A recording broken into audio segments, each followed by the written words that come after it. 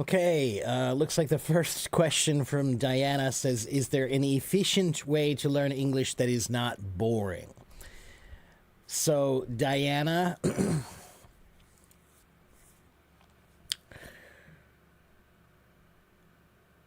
no.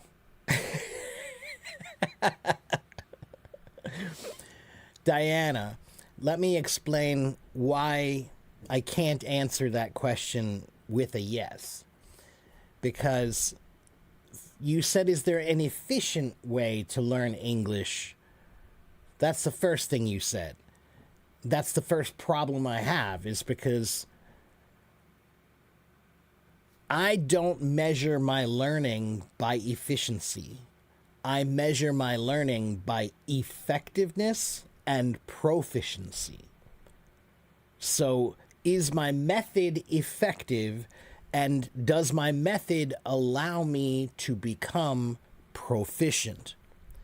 But when I learn, I never look at learning like how long is it going to take. That's not what you should be doing. Efficiency is the wrong thing. Many things in life are an act of efficiency. They're acts of efficiency, right? But not everything is an act of efficiency, and learning is one of those. Learning is not an act of efficiency. Learning is an act of proficiency. So that it's the difference between two people climbing a mountain.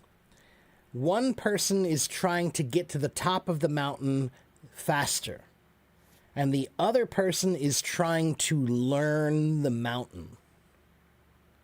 So when you're learning, you should be trying to learn the mountain. You shouldn't just be trying to get to the top faster than everyone else.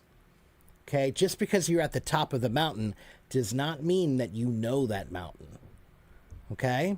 So that's part one of your question about efficiency. So I don't look for efficiency, I look for effectiveness that allows proficiency. And then you said that it's not boring. Learning is something that can't always be exciting, but you should try to make it as exciting as you can, as much as you can. So that means that when you begin a process of learning, there are many ways that you can engage with that material. There are many ways to engage with an idea. You can use this book or that book or this book or that book. There are hundreds of books. You can use this app or that app or this app or that app. There are hundreds of apps. You can use this YouTube channel or that YouTube channel or this podcast or that podcast. So part of making learning more interesting today is it's much easier than it was when I was a boy. Because when I was a boy, you only had a couple of choices of how you could learn. You could go to the library, you could get an encyclopedia, that was about it. There were not too many other options. But today, there are so many ways to engage with material on many levels. And that should make it more interesting, maybe make it more fun. But, once again, I want to remind everyone that the reason why we respect people who have knowledge is because we know it's not easy to get that knowledge. So respect for knowledge happens because knowledge is not easy. So you can't just make knowledge easy. Knowledge is never going to be easy. Knowledge is something that requires effort, but knowledge is something that encourages growth. When you learn, you grow. Okay?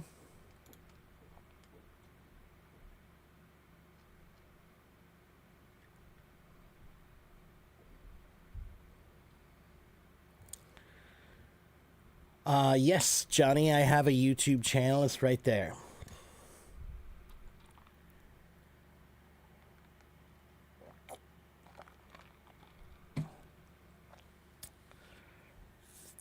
And yes, I am a teacher, Amanda.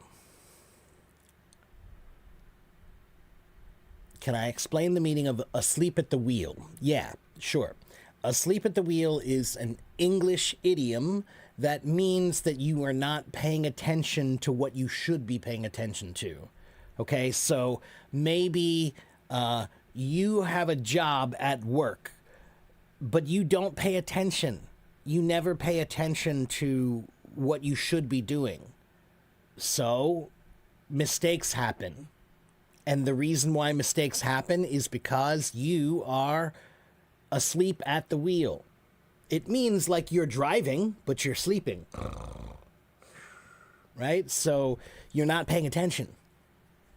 Okay? So asleep at the wheel is an idiom that we use when we're talking about somebody who was supposed to be paying attention, but did not. Okay, Amanda, 我感觉这是太大的问题. How can I learn Chinese? That's too big. It's too big. All right? So, Amanda, here's what I will tell you. If you are new, you should just listen for a little while and see what we do here. Okay? I've been on this app for about 13 years, almost 13 years, and I have been teaching English since 2009. I've been a teacher since 1994, and on this app I have about 90,000 followers, almost 91,000 followers. They follow me because I do teach English, okay? But if you are new, every single class, I have somebody who's new who says, how can I learn English? How can I learn English? How can I learn English? I can't teach that way, right? You can't teach if somebody's always asking how to start, right? So what you should do is just pay attention and listen. And even better would be make some notes. Get some paper and make some notes, all right? If you are serious about learning, then be serious about learning, okay? So, Amanda, if you listen to me here, you will hear many, many, many tips about learning English that you have not heard before, okay? But just... what we do here, essentially, Amanda, is I don't teach a class here. I don't teach topics here because if I teach, then I should be paid, right? If I'm actually preparing material, then I should be paid, right? So because I'm not paid, I don't do that, but I will answer any questions that you have, okay? But your question, Amanda, is just too big, right? So when I was young, Amanda, when I was about 16 years old, I was studying the drums. And I asked my teacher, how can I be a great drummer? And he said, Mark, that's a bad question. And I said, why? And he said, if I have to write a book to answer your question, then it's not a good question. Okay, so if you ask me, how can I learn English, then that means I need to write a book. I need to write a book to answer that question because it's too big, right? But maybe you have other questions that you can answer or that you can ask that are smaller questions. Okay, smaller. Think about, why is English hard for you? What's difficult? What do you have trouble with?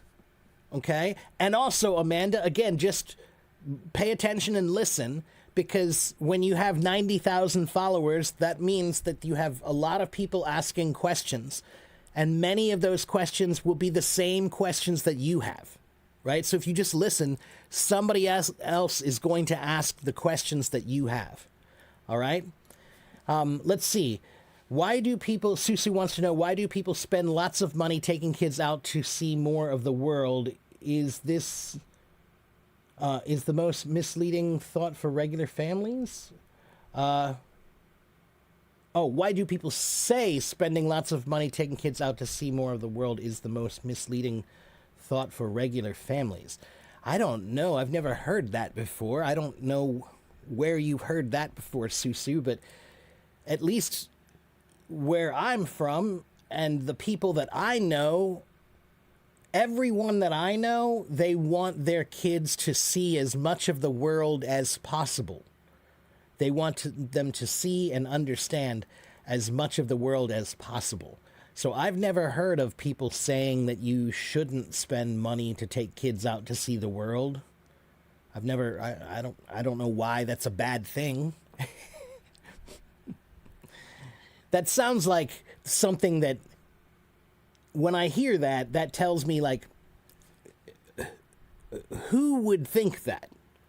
The only person who would think that is somebody who doesn't benefit from those kids learning about the world. So sometimes when somebody has an opinion about something that they don't like, it's not because that thing is bad, it's because that thing is bad for them. Right? So I'm not sure where you saw that. I mean, Jihu, okay, but why did Jihu think that? Who said that on Jihu? And why did they have... I don't know. I can't imagine why you would think that.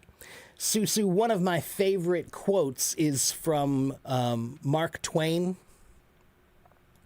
He said, let me find the quote.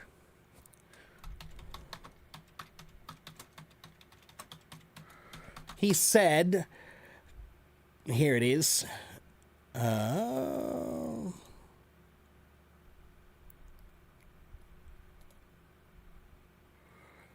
He said, travel is fatal to prejudice, bigotry, and narrow-mindedness, and many of our people need it sorely on these accounts.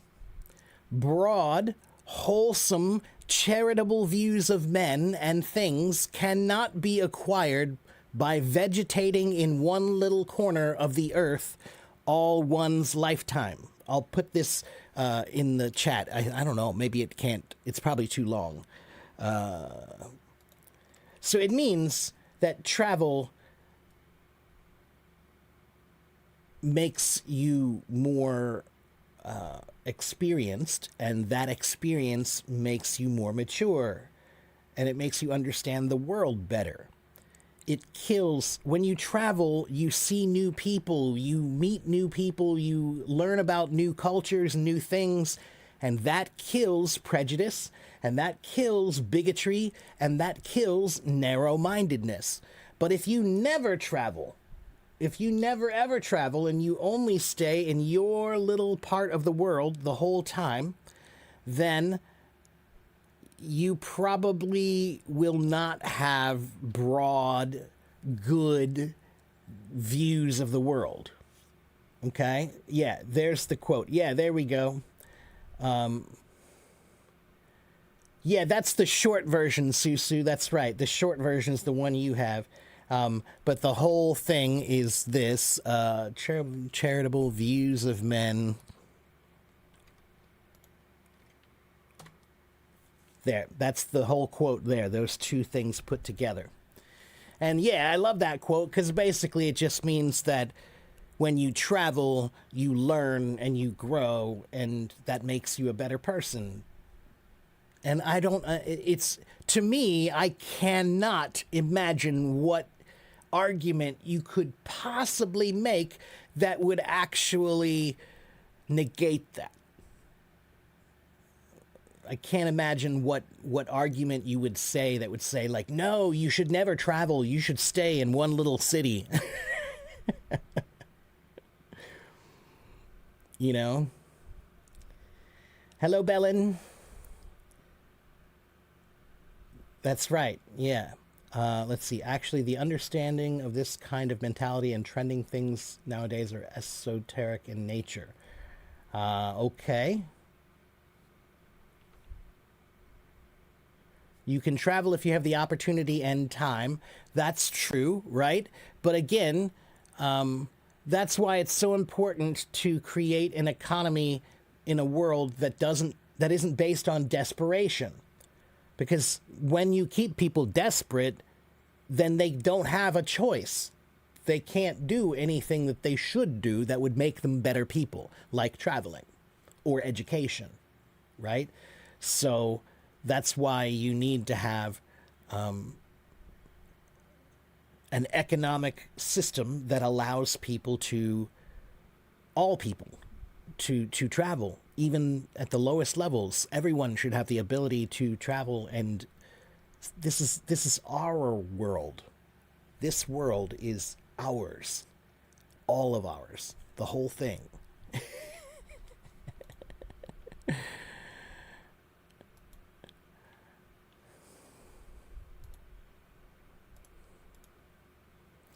There's Johnny over there in my YouTube, and hello, Abdul.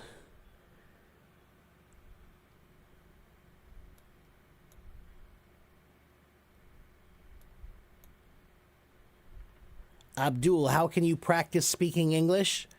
Don't practice speaking, practice thinking. When you think, you can do everything. You don't have to speak, you can just think.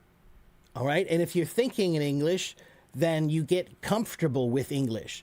If you're thinking in English, then you can make mistakes because nobody will hear them, so it doesn't matter. So if you want to get comfortable with speaking in English, the first thing to do is get comfortable with thinking in English. Spend time with the language up here. The more time you spend with English in your mind, the more comfortable it will be in your mouth. Okay? Let's talk about the Illuminati. Johnny, I don't know anything about them, and they don't know anything about me, fortunately.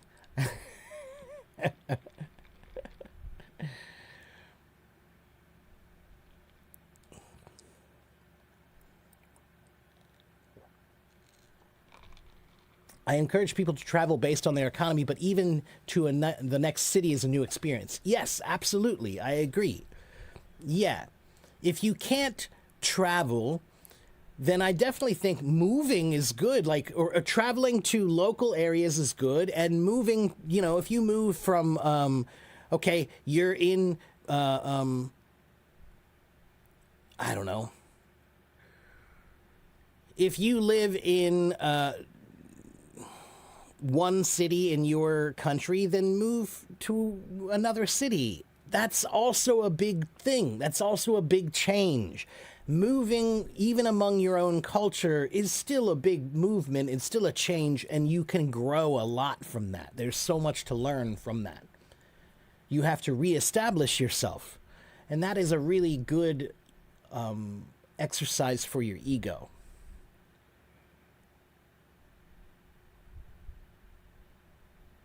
As long as you can go out, you will meet good luck. That's an interesting way to say it, Guh. In English, we have a similar phrase. We say, fortune favors the bold.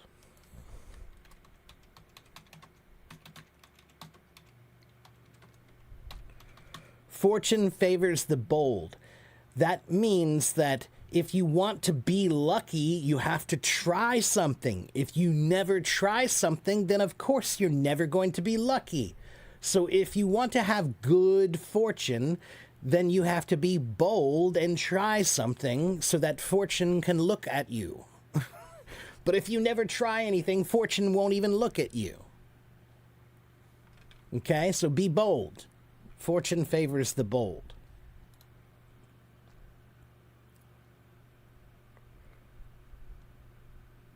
Can I share my article about how to think in English? I can.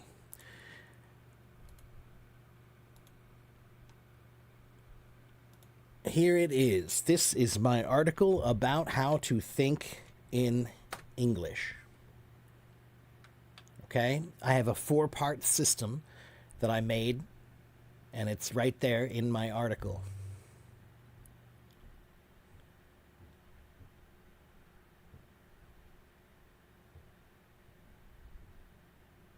Hello, Waleed.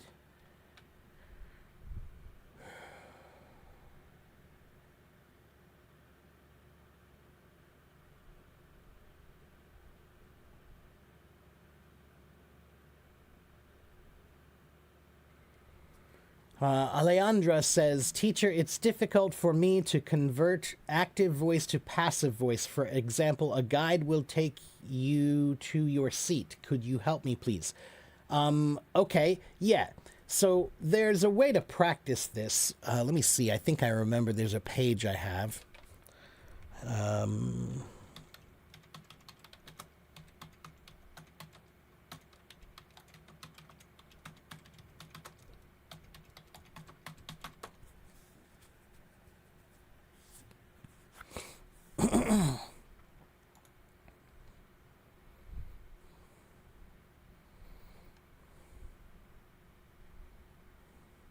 Okay, take a look at this.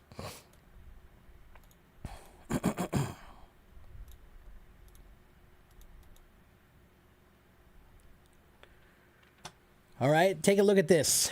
So we have active voice and we have passive voice, right? So here is active voice. The chef, who's the subject, cooks, that's the verb, the meal, that's the object. Okay, so now we're talking about the chef, and what is the chef doing? He is cooking the meal. Okay, but we could reverse this and change it so that we're not talking about the chef, we're talking about the food, right? So we're going to say the meal is cooked by the chef. So now we're talking about the meal, right? So it's just, passive voice is just changing from the person to the thing, right? The boy kicked the soccer ball. The soccer ball was kicked by the boy. Okay? So you can go, let me see, where's that page I had?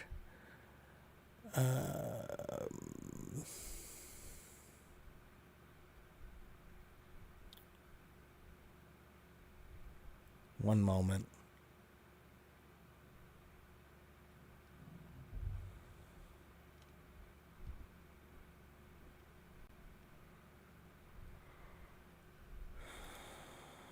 Huh? What is that?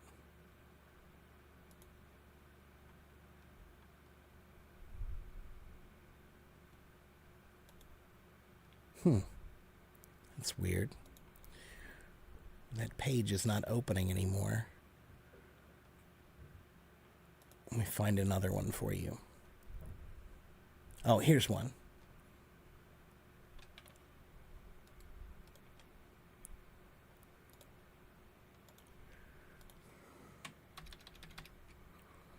All right, so here we go. We have the man must have eaten 5 hamburgers, right? So the man is the subject and he's doing the eating, right? So this is active voice. But how would we change that? How would we change that to passive voice? The man must have eaten 5 hamburgers. How would I change that to passive voice?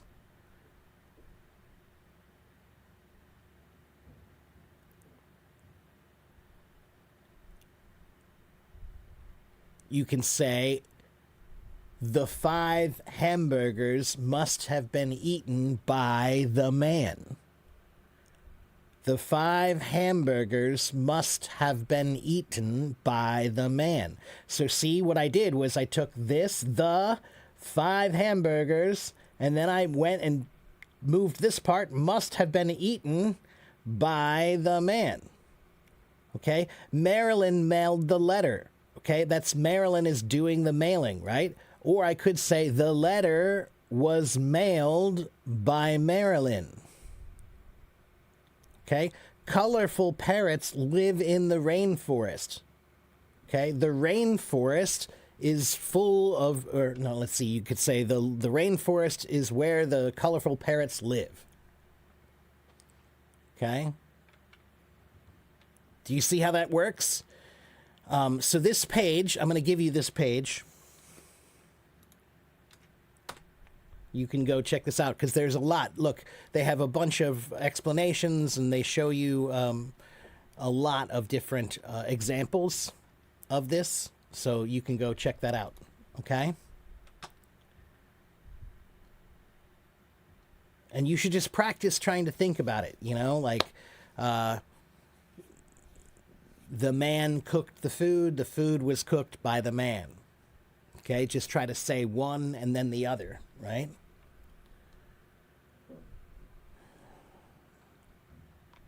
What are the basic ways to improve English skills? Okay, so the basic ways to improve English skills are, first, what are the English skills? You have to know what the skills are. And there are 8 of them. Okay, there are 3 passive skills and there are 5 active skills of language. All right, so the 3 passive skills, you have to start with those. That's grammar, vocabulary, and pronunciation. Okay, start with start with vocabulary, because vocabulary is really more important than grammar, even in the beginning. But those are the passive parts of language, right? You need grammar and you need vocabulary and you need pronunciation so that you can use them in the active parts of the language, which are reading, writing, listening, speaking, and thinking. Okay, so there are 8 parts. Reading, writing, listening, speaking, thinking. Those are the 5 active parts. And grammar, vocabulary, and pronunciation. Those are the 3 passive parts. So then, once you know the 8 parts, then you can say, what are my strengths and what are my weaknesses? Which ones am I good at? And which ones am I bad at? All right, so whatever your strengths are, that is not what you need to work on. So if you're good at speaking, great. But that's not what you need practice with, right? Maybe you're not good with grammar, so that's what you should focus on. All right, so step 1 is what are the parts of language. Step 2 is what are you good at and bad at. And then step 3 is, okay, if I know I'm bad at grammar, how can I learn grammar? All right, now this is a good question. The best way to figure out how to learn something is to think about how you would teach it. This is called the Feynman technique, the Feynman method. Richard Feynman was a famous college professor and physicist. And his method is basically that if you can teach something, then you know it. If you can't teach it, then you don't really know it. That's basically his method. And it's true. It's definitely true. So, a good way to think about anything that you want to learn is look at this thing and think about yourself like a student and like a teacher, right? You're 2 parts. So, how is the teacher in you going to teach the student in you this subject? How would you teach it? How would you break it down? What are the parts of this thing? And where should you begin? Okay? That is a wonderful way to learn anything. It will show you all the things that you didn't think about. Okay? When you have to teach something, you can't leave any holes. When you study something by yourself, there will be holes in your learning, things that you didn't learn, things that you forgot, things that you didn't know you should study. But when you teach something, you can't allow for any holes when you teach something to someone else. All right? So I always try to think of myself in 2 parts, the teacher and the student. And I'm always thinking of, how will I teach this to myself? How would I teach this to someone else? All right?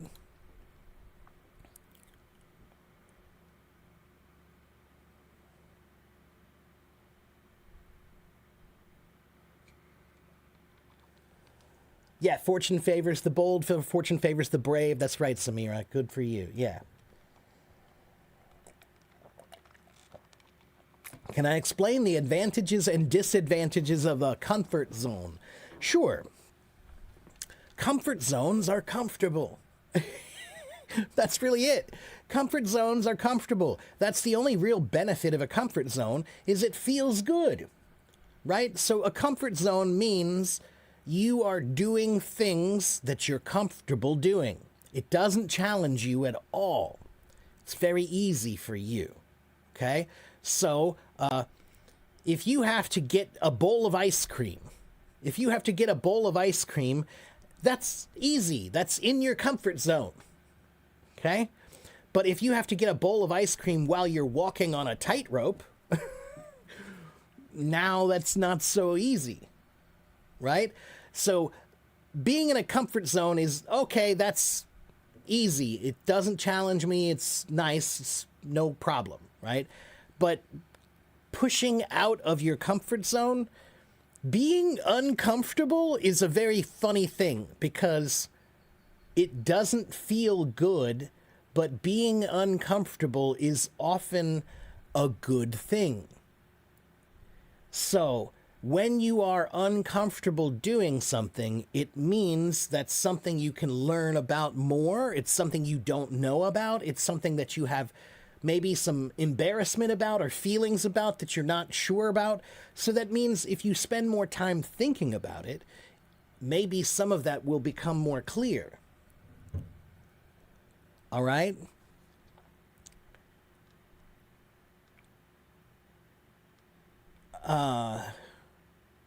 So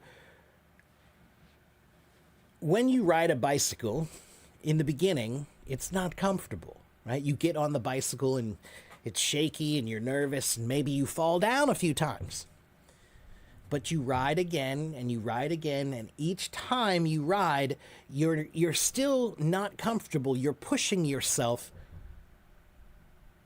to be outside of your comfort zone, right? You're trying to push through that fear, through that anxiety, and many, many times I have repeated my favorite quote from Rumi, the poet Rumi, the Persian poet Rumi. He says, "All of your anxiety comes from seeking harmony.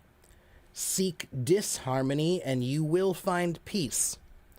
And that's all about the comfort zone. That's what he's talking about. He's talking about the comfort zone. What he's saying is that all of your anxiety comes from seeking harmony. That means that you're always trying to be comfortable.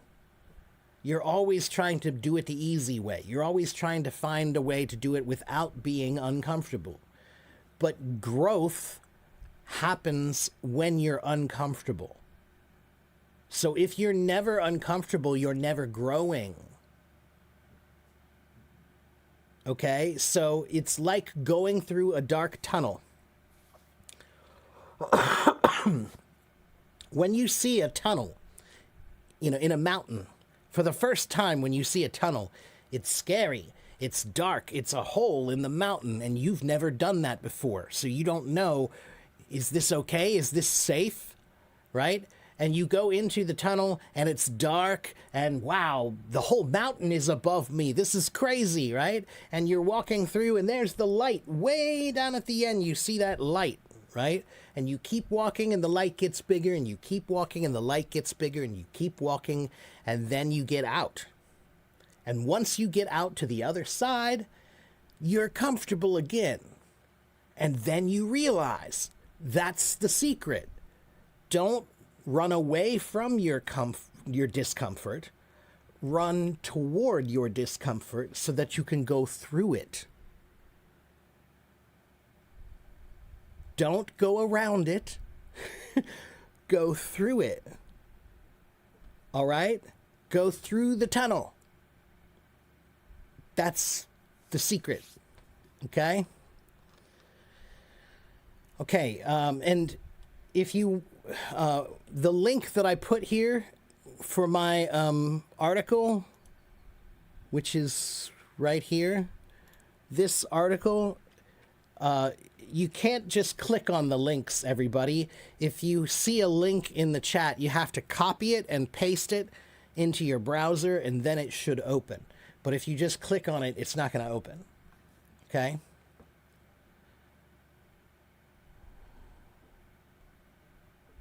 Okay, please be patient. Passive voice. This is the case when you should think like an American or an English. Okay, I'm not sure why that would be different. We both use passive voice, British and American users.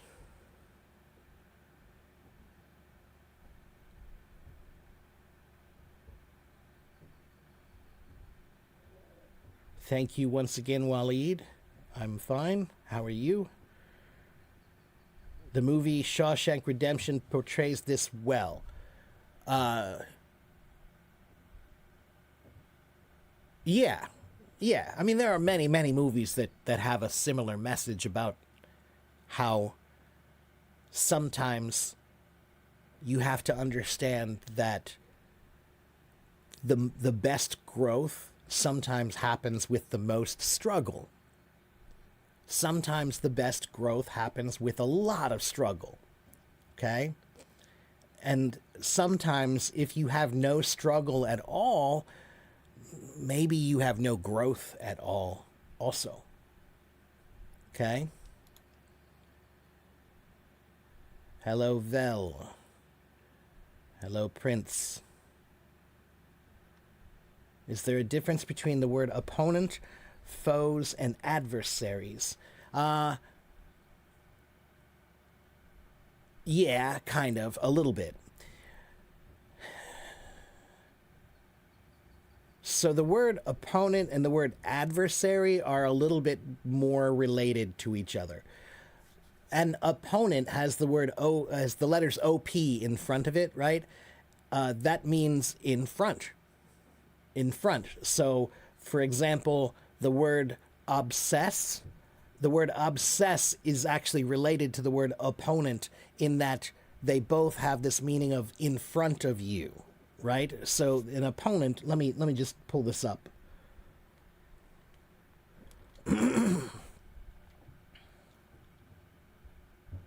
Yeah, so the OP in the beginning of opponent actually comes from the Latin word ob, which means in front of or in the way of.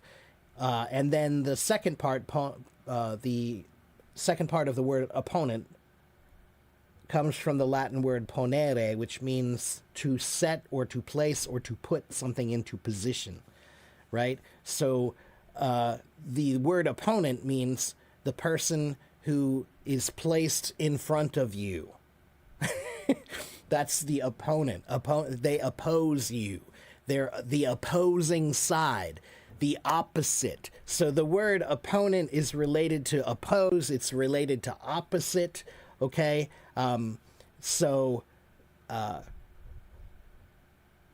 It's somebody who you're going against in some way. But the word foe is a word that's more like an enemy. Okay, so your opponent or your adversary may not be your enemy. They might just be somebody that you're going against. Okay, but a foe, that's more like a word that means this is my enemy. Okay. The word foe comes from the old Germanic word "phi," which means to deceive, like a demon, wicked. So the word foe comes from a word that means like an evil, wicked demon. That's your foe. They're evil. They're bad. That's your enemy. All right? The word adversary is related to the word adverse. Adversary comes from the words adversus, ad meaning to, and vertere meaning turn around or to turn back. So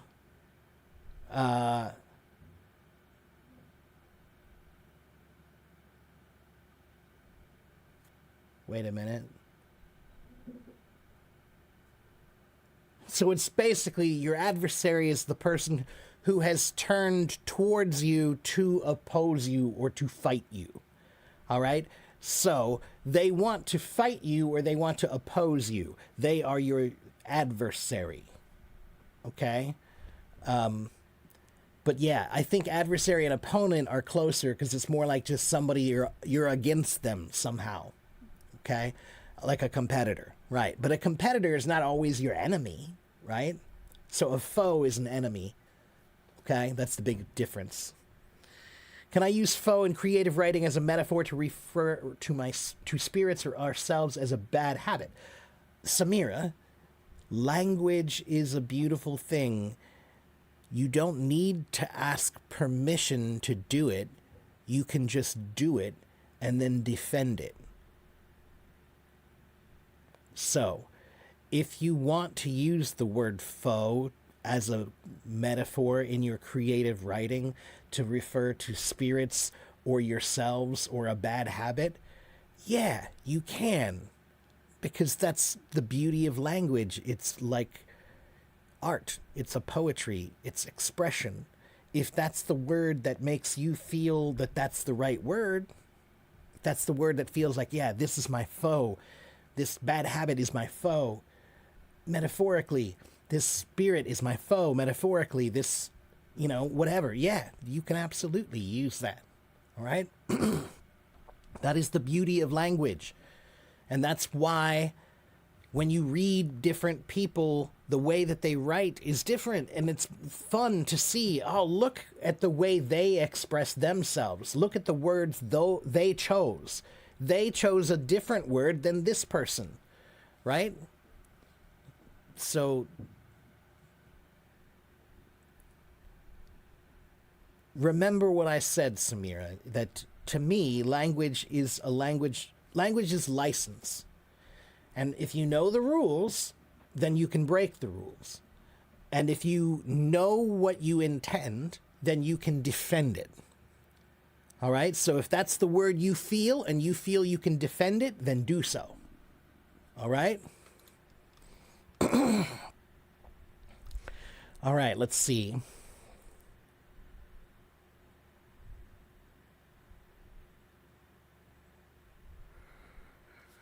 You've memorized many vocabulary, but you can't use them in your speech. How can you learn to use them? So the reason why you can't learn why you can't use your vocabulary that you learned is because you learned vocabulary with no context.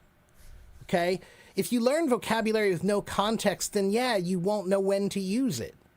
But there are ways to learn vocabulary with context. So I'm going to tell you the 4 best ways to learn vocabulary. All right now. The first way to learn vocabulary, that is the best way. There is no better way. And it is not even close. All right? The other 3 ways that I'm going to teach you are very good methods. But there is nothing that is even close to as good as the first method, which is read. Every teacher in the world, every teacher, I don't care what class you have. You could be English, you can be teaching English or science or history or math. It doesn't matter what class it is. Every teacher will tell you the student in my class with the best vocabulary is the student who reads. It's so obvious. Every teacher will see the class and say, this kid doesn't have very good vocabulary. I wonder if he reads. No, he doesn't. How about that? That's funny, huh? He doesn't have a good vocabulary either. And he doesn't read either.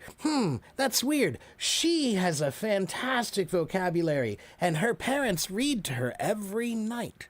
Funny. That's weird. That boy, he has an incredible vocabulary, and he reads every day. He can't put the book down. Look at him. He's reading Harry Potter right now. Read, read, read, read, read, read, read, read, read, read, read, read, read, and then read some more, and then read again, and then read, and read, and read, and read, and read.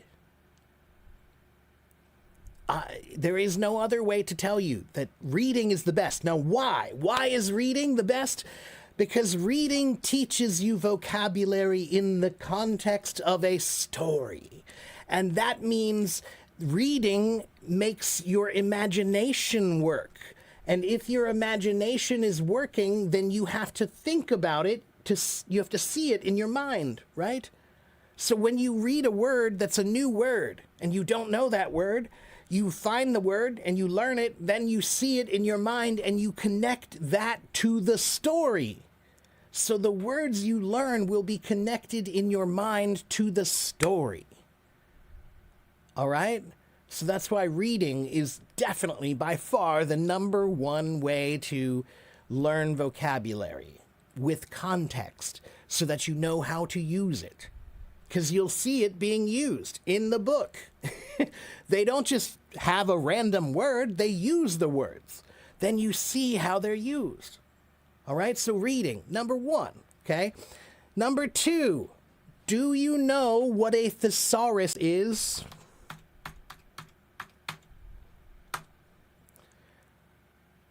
Do you know what a thesaurus is?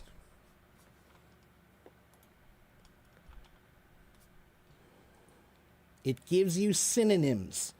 That's correct. So a dictionary, Fatima, is a book that gives you all the vocabulary meanings, right?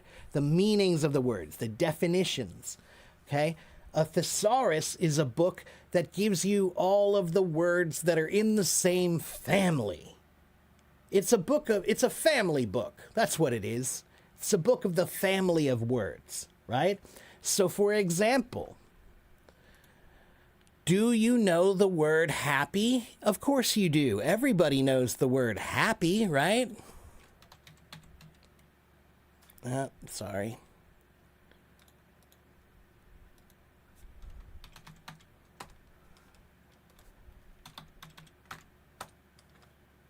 Look at this, though. Here's the word happy, right? And it means in high spirits, delighted, right? You feel good, right?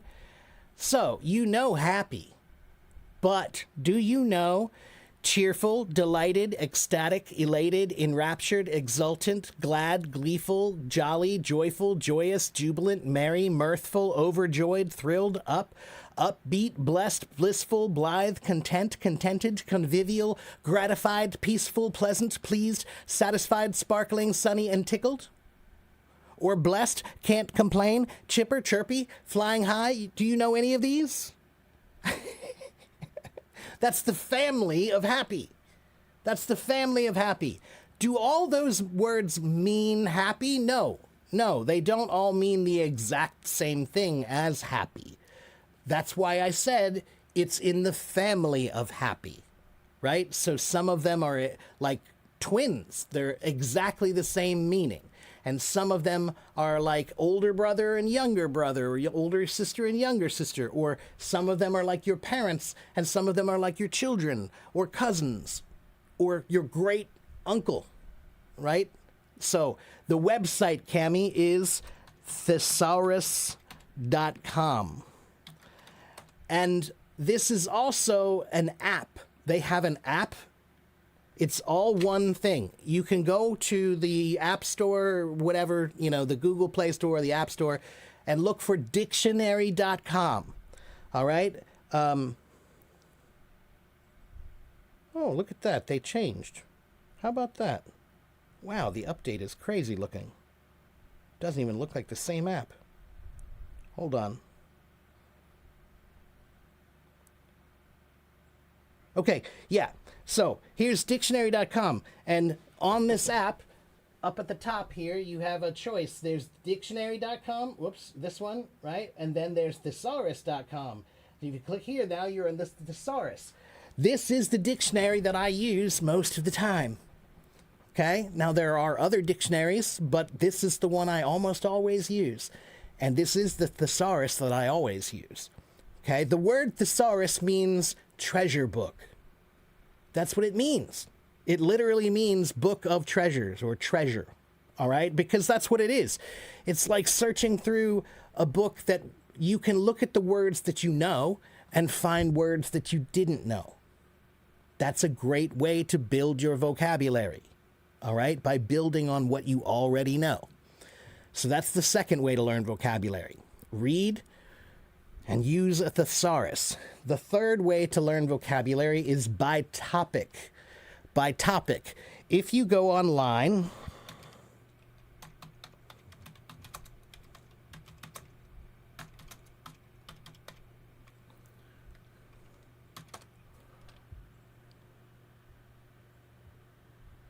for example, no, not this one, by topic. This one's good.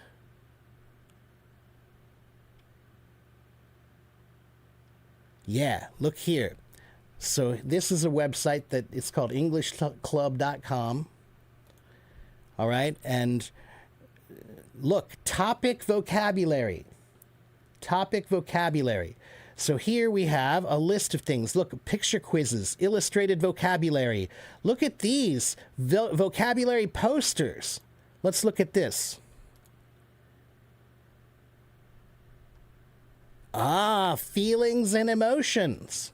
If you want to know feelings and emotions, here you go. Jobs, here you go. Sports, points of the compass, furniture, camping, muscles, at the gym, at the party, at the restaurant. How amazing is this? Grocery store, bedroom, Thai temple, fast food restaurant, parts of the head, parts of the body, prepositions of movement. Look at how many posters they have. Look how many posters. Parts of an airplane, parts of a car, parts of the car interior. Okay, so this is all in this EnglishClub.com website. Look, and here, food vocabulary, types of food, fruits, vegetables, fish, dairy, sports vocabulary, music vocabulary, movies vocabulary, time, numbers vocabulary, festivals, holidays, birthdays, world vocabulary, north, south, east, west, weather vocabulary, planets, by topic, by topic, by topic. Look how many.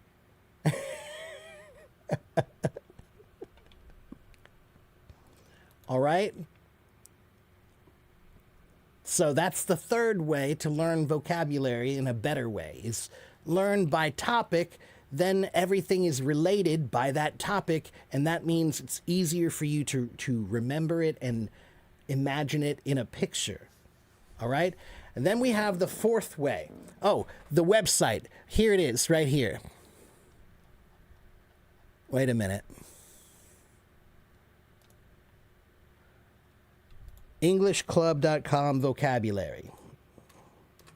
Okay, but by the way, Charisse, all of these can be found on my website. If you go to my website is right here. Okay? If you want to study English by yourself, if you want all the best resources for studying English for free, they're all on my website. So look, if you go to my website, the link that I just put there, this is my website, okay? And look, on my website, up here at the top, where it says resources, click on resources, and you can come over here and it says, look, Teacher Mark's top English resources. So the one that I just showed you is here. You go to vocabulary. Look, we have reading, writing, listening, speaking, IELTS and TOEFL, grammar, vocabulary, and pronunciation. Okay, so click on vocabulary. And look, here's thesaurus.com, first one. Etym Online, that's the one I'm about to show you in just a second here. Wyzant Etymology, these are all vocabulary ones, right? And I think this is Language Guide English. I think that's the one I just showed you. All right? So they're all on my website, AFIEC English. If you go to my website, you can find all of this. Okay? All right. Let me double check here. Okay.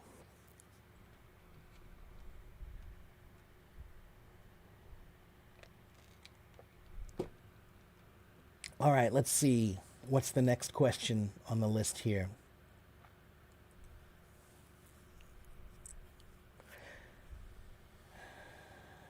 I am a pill of positivity. I try to be, Sarah, but I don't think I always am. But hello, Sarah.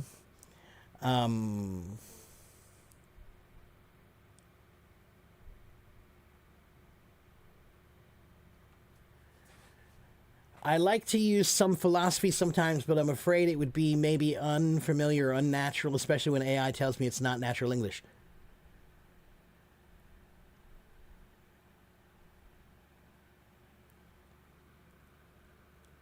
Samira.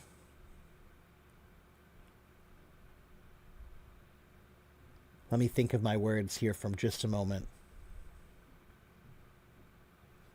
When a stream begins, does it know where to go? When a stream begins, does it know where to go? No, it doesn't know where to go. And everything is unsure. Which direction should I go? Should I go this way or should I go that way? Right? It's all unsure. And it doesn't know whether it should go that way until it does. Right? Oh, I did miss the fourth way. I'll go back. So, I guess what I'm trying to say is when a river begins, it's just a tiny little bit of water and it's trying to find its way and it's unfamiliar and unnatural. But it just goes forward and that becomes the river. It becomes natural, right? So what we see as the Grand Canyon now looks like it's natural. But at one point in time, the Grand Canyon was just a little bit of water that was nothing. It was just trying to start. But it kept starting, kept doing it, kept going. And then now it's natural. So that's how language is too. That, okay, try it. And maybe you'll find that, okay, you did the wrong thing. That's okay, just like the river. Maybe the river hits a boulder and it has to go around the boulder or a different direction. You'll find that out. You'll figure that out. The river will have obstacles, obstructions, things that get in the way. When a river is trying to start, it does have things that get in the way, but it finds a way around it. Okay? Remember Bruce Lee, be like water. Be like water.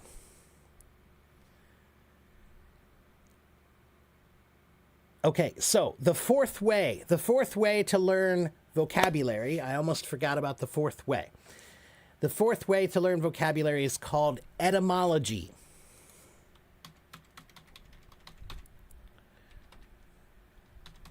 Etymology. It's the study of the history of words, where they come from, and how they've changed over time. Okay? Words come from many places. They don't just start randomly. They come from someplace. So, just for an example, anyone, give me any word and I will tell you where it comes from.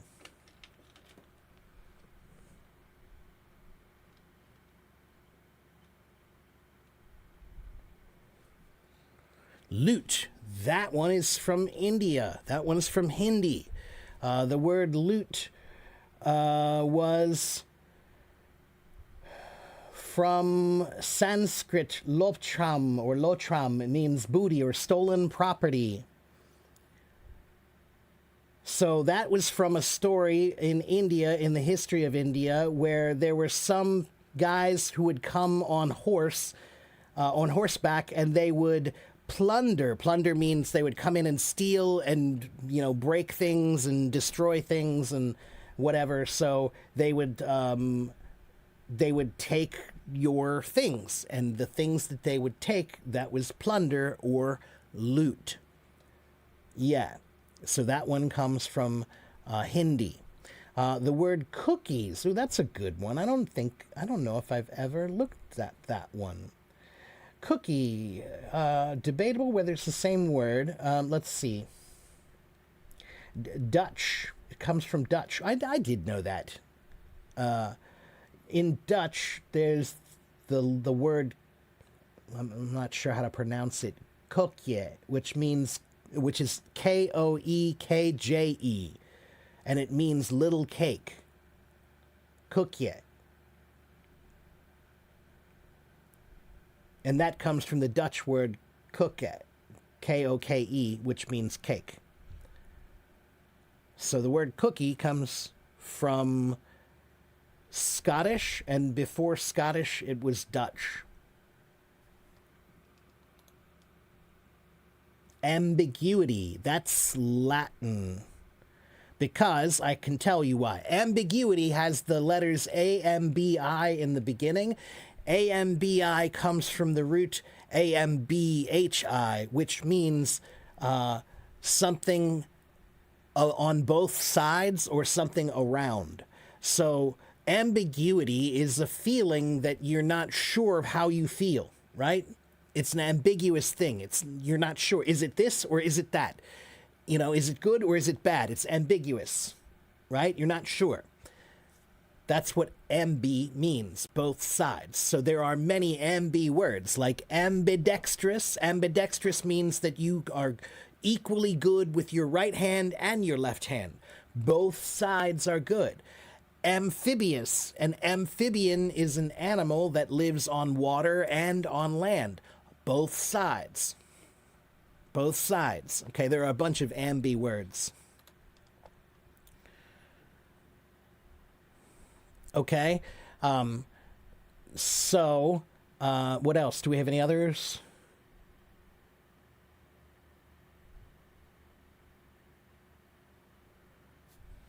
Is there a synonym for hooligans and Luddites? Hooligans, a synonym would just be drunks. Hooligans are usually drunks who are out of control, that are partying too hard, or who are making, too much, just making a mess. Let's call it.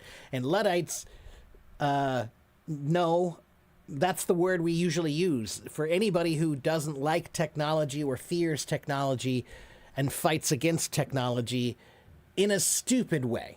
In a way that just, like, it's one thing to be a little skeptical about technology. That's good. It's good to be skeptical. But to completely fight against technology just because, that's not really bright. And that's when we'll call you a Luddite. Okay?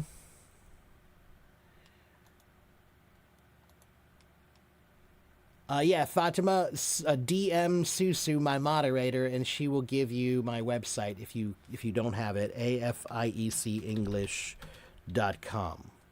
That's my website. Okay? So did I finish everything? I think I did. Yeah. So etymology, listen, etymology is interesting because where does English come from? Do you guys know where English comes from? Some of you do because you hear me talk about it, but if you're new, maybe you don't. Do you know where English comes from? England, teacher Mark. Well, you're right.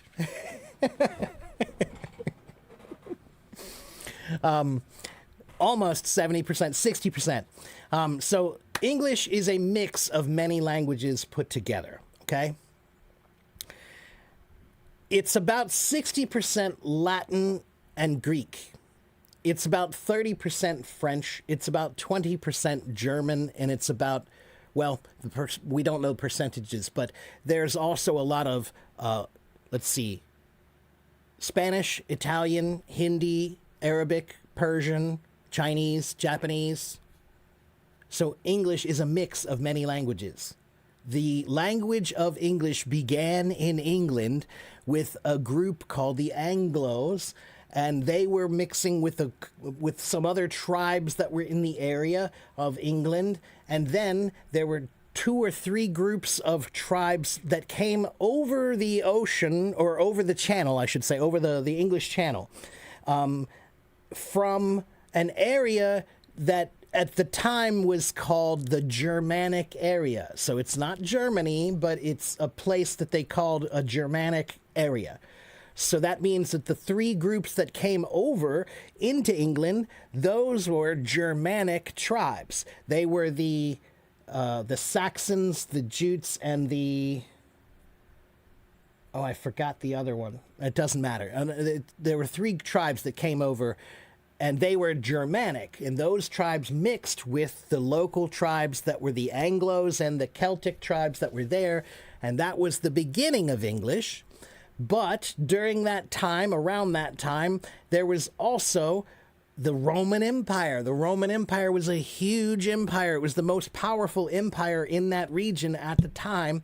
And the language of the Roman Empire was Latin. And the Romans really, really admired the Greeks. So there was a lot of Latin and Greek together. So that's why we have a lot of Latin influence. And then, for hundreds of years, the English and the French hated each other, and they would fight wars. Many, many, many wars. The English and the French, and the English and the French, right? And so sometimes the English would win, and sometimes the French would win. And when you have two countries or two cultures fighting all the time, that means there's a lot of interchanging of culture. Exchange, we'll call it, right? So that's why 30% of English comes from French. Okay? But again, we also have many words that come from Hindi. We have many words that come from Arabic. We have many words that come from Persian and from Chinese and from Japanese. Okay? Yeah, long time no see. 好久不见. Yeah, that's right. It's not actually Chinglish. Long time no see is not Chinglish. Long time no see is called Pidgin English.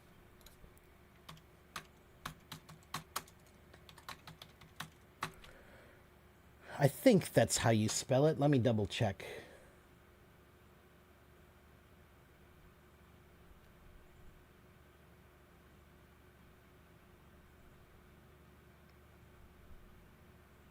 Oh, no, sorry. It should be Pidgin. Pidgin. Not that pigeon, Matthew. It's a different pigeon. That's the pigeon, the bird. This is a different thing. This is a linguistic word that means a mix of... it's a simplified mix of English and another language, in this case, Chinese. Okay? Pigeon...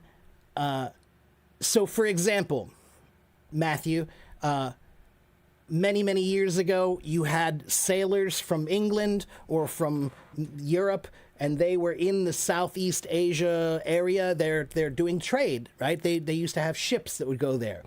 And how are they going to talk to each other? Somebody has to start trying to talk to each other, right? And they very rarely had translators. They did not often have translators. Okay, so usually they had to figure it out. So they would, hi, right? Wave to each other, right? They would figure out things like, they would say ni hao and we would say ahoy or hello, right? And they would say, oh, that must mean hello, right? And then the Chinese would say long time no see, which was hao jiu bu jian. They would always say that. And so the English figured out, oh, it means long time no see. So they started saying it. And there's another one too. In English, Matthew, have you ever heard somebody say, let me have a look-see? Let me just have a look-see really quickly. Have you ever heard anybody say that, Matthew? A look-see? Yeah, that's also from Pidgin Chinese or Pidgin English. In Chinese, they say, 我要看看. 我要看看 means, I want to look. I want look. That's what it means. So that's again because the sailors would look at it and or when they're trading, they would come and look at the products and they would say, 我要看看. Yeah, take a look, see. That's right. Yeah. So that's Pidgin English, which was created because they needed to talk to each other for trade. And that's how it happens a lot. A lot of language happens because of war, and a lot of language exchange happens because of trade. So, it's a very complicated history about how the language was created, but the first language that I studied when I was 15 was Latin. And Latin's a really hard language. Nobody speaks it. That's why it's so hard. I mean, a few people do, but very, very few. It's a very difficult language. But Latin is one of the root languages of English. And because I knew Latin, it helped me with English a lot. It helped me so much with learning about vocabulary in English. All right? It's very useful. Okay. Let's see. Did I miss anything?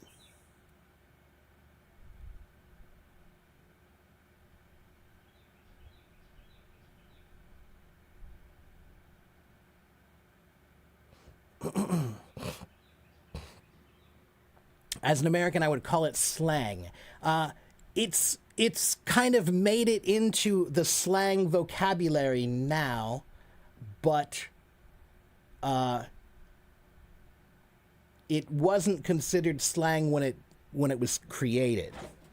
One moment.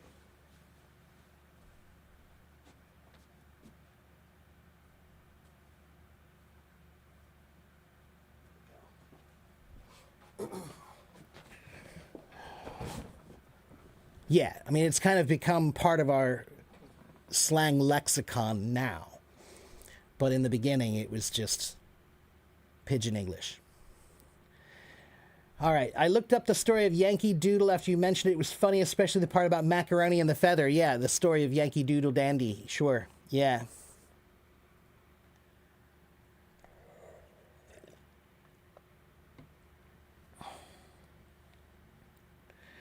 There's another kind of pidgin English too, Matthew. There are a bunch of them. There's Nigerian pidgin. There's Hawaiian. There's one called I can't remember what it's called, but it's from New Guinea. It's another language there, and then there's another one in West Africa. So there are a bunch of different kinds of pidgin English.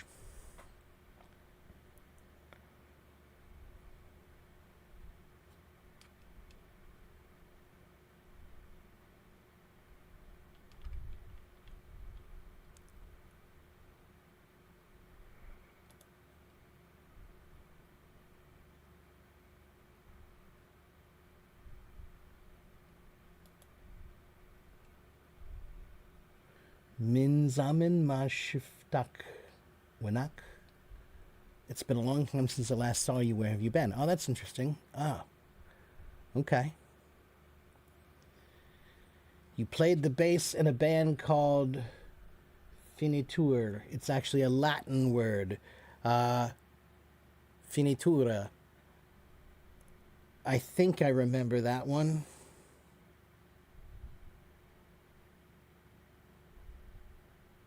That's right. That's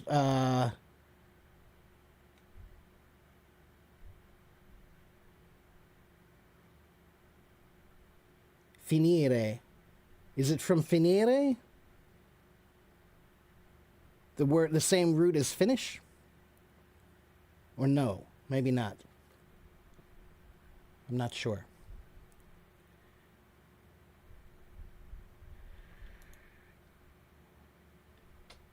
Can I please say again about what helps you with vocabulary in English? Ismail, do you have YouTube, Ismail?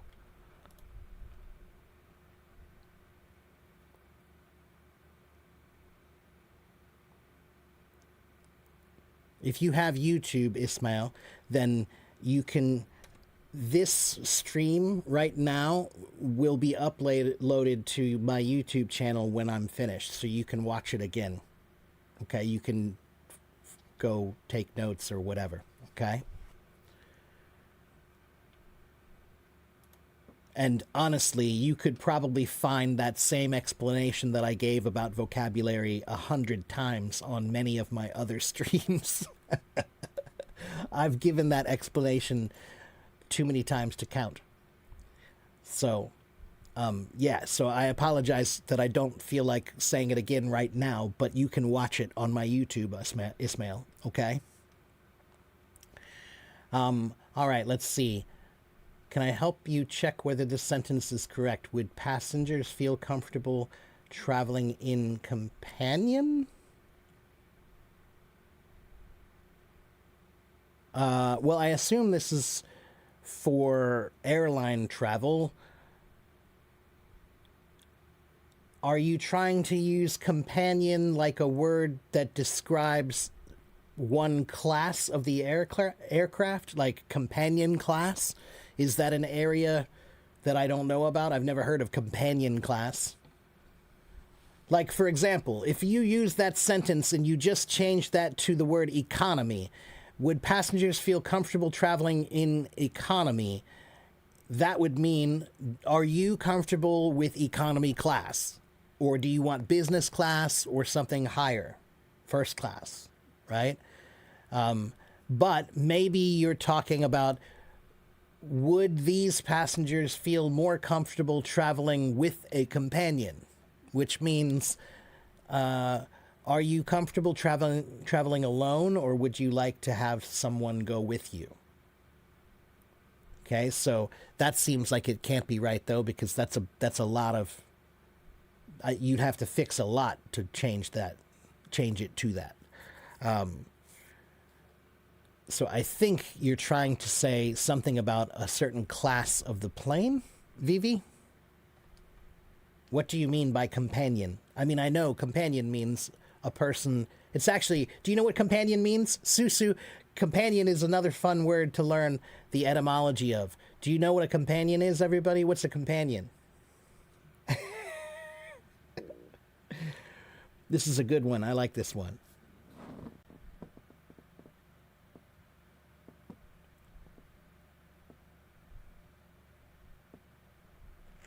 Yeah, it's related to company, but it's a friend. But the word companion, com means together, and pagnon. Do you guys know what's the word for bread in French? Do you guys know the word for bread in French? Anyone?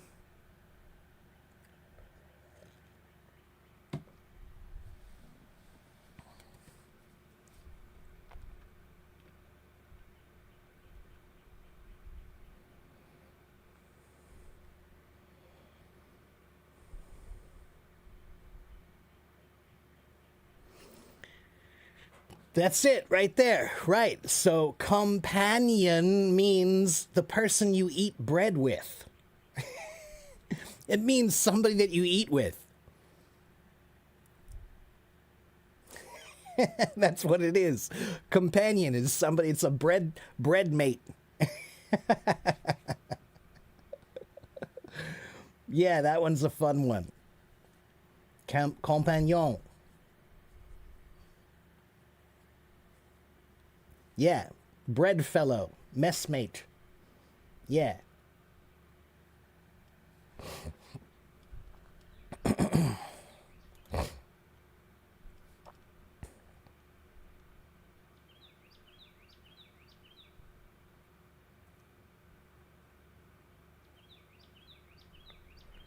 Soda, pop, Coke, tonic. Can you tell which part of America people come from based on these words? Kind of, Susu. Yes and no, but it doesn't really work that well anymore. It used to be a lot more true than it is now, Susu. So what I would say is the idea that certain people in this part of the country say soda and certain people in this part of the country say pop, that was very true and is somewhat true now. But when I was a boy, it was very true. Okay?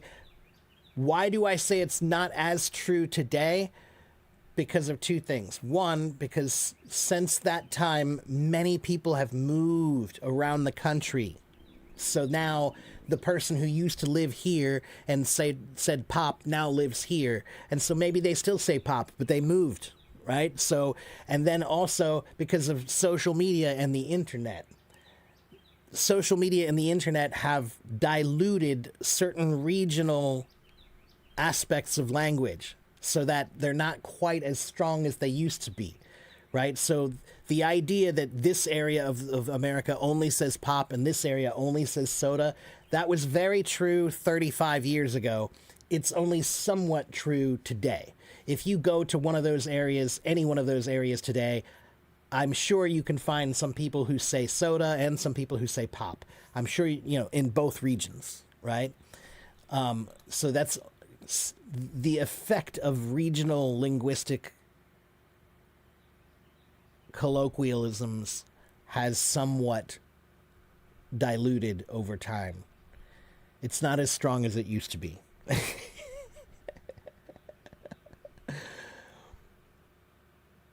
Croissant.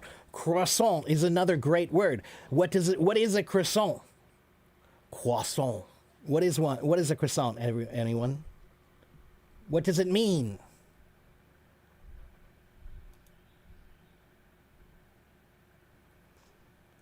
What is a croissant?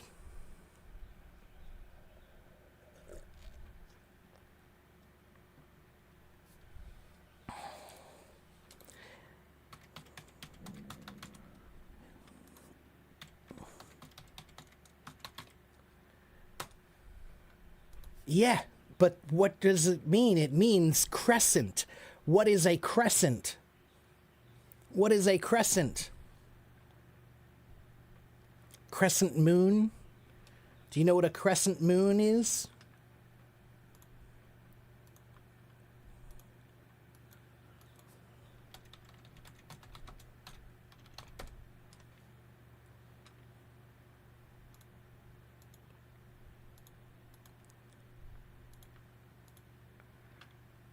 This is a croissant.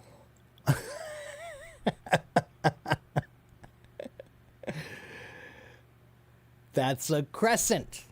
It's a croissant. That's what it means. Crescent. It's the shape of the moon. Yeah, croissant. Yeah. Oh, here's another fun one. The word distinguish. Since we're talking about bread. I'm sorry, I spelled it wrong.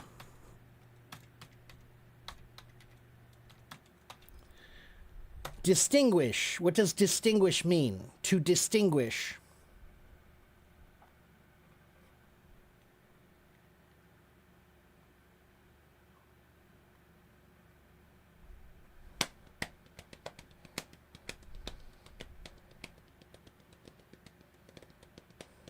To tell the difference, right. So this word also comes from bread.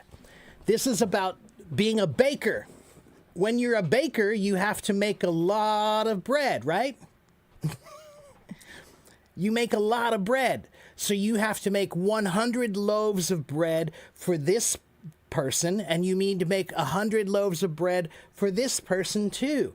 So how can you tell which one is supposed to go to which person? You have to find a way to distinguish them. So the word distinguish comes from the word dis, which means apart from, right? And then the word stinguere, which means to use a knife to go to poke. So what they would do is they would bake the bread and they would poke a design, some kind of design, into the top of the bread. And now they know, oh, if it has a flower on it, it goes to that person. If it has a moon on it, it goes to that person. Distinguere. Dis means apart and stinguere means to prick. So it means to make some kind of a design on them to tell them apart. Distinguish.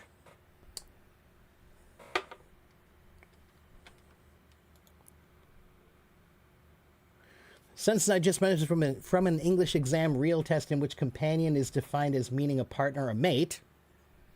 Ah, right. Yeah, so if they're trying to say that, then yes, you need to add some words. Right. So let me go back and look at that again. It would be, would passengers feel comfortable traveling with a companion? Yes. Right. That would be the right way to say it. That's correct. Yeah. That would mean traveling with someone. Yeah, a friend. Okay. Let's see. Please be patient. What should I do when talking with some people that feel bored? Can I kick them? T. Okay, well, who are you talking to? And are you bored or are they bored? If you're talking to somebody and they are bored, maybe it's because what you're saying is boring. Usually when people say, I feel bored, what I say is, that's because you're boring. Don't be boring. You won't be bored. It's funny how that works. All right? Be more interesting. People will wake up.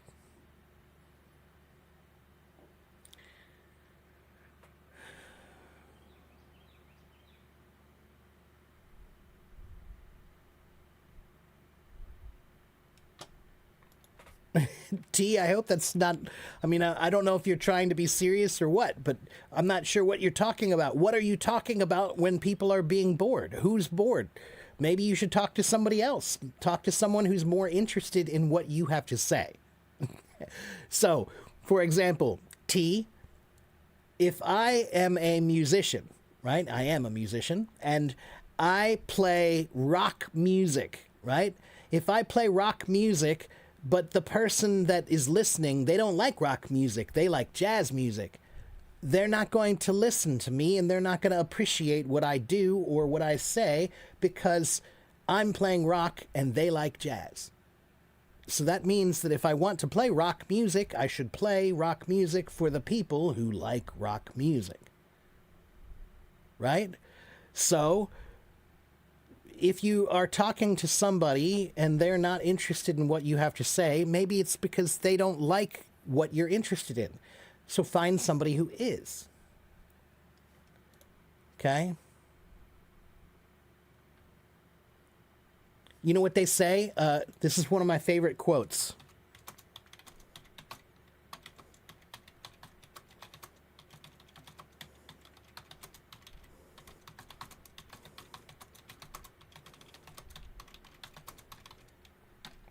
Oops.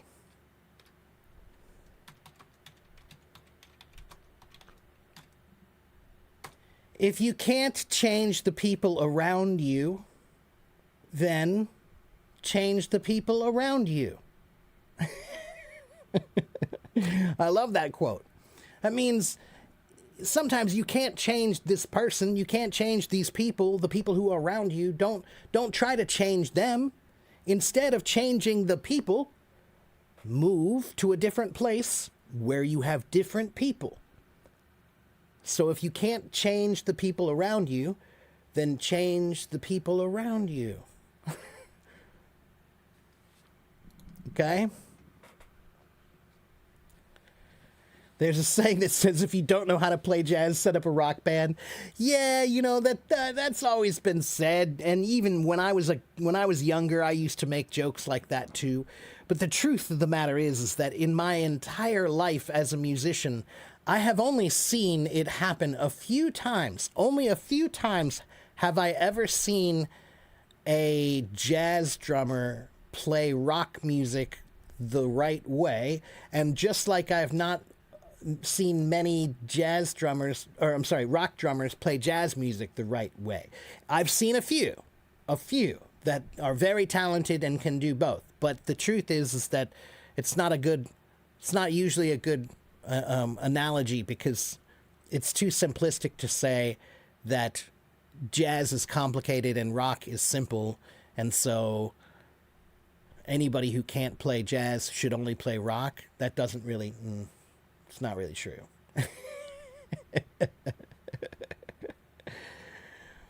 Put it this way, James. AC/DC is very simple rock music, but very, very few musicians can play it as well as they do. Very, very few musicians can play it that well. People play it all the time, but not many play it as well as the real guys.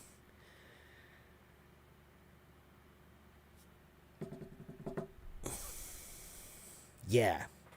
It's super simple, but it's like deceptively simple. The timing has to be, the word we use is metronomic.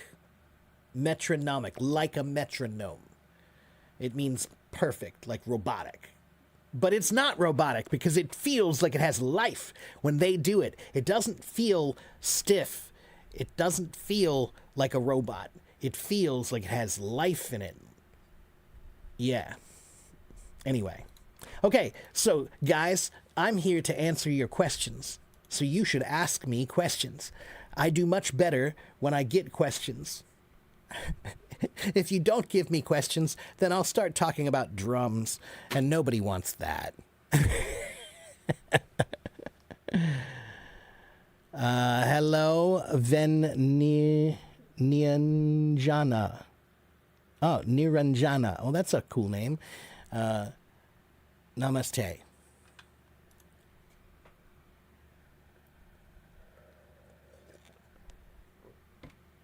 What if a guy asks me to be his guide when he would arrive in my country? Is it okay or not? I feel a little bit nervous about it. Give me some advice. Okay, Anna, who is the guy? Who is the guy? Is it just a friend? You know, or is it some guy you met on the internet?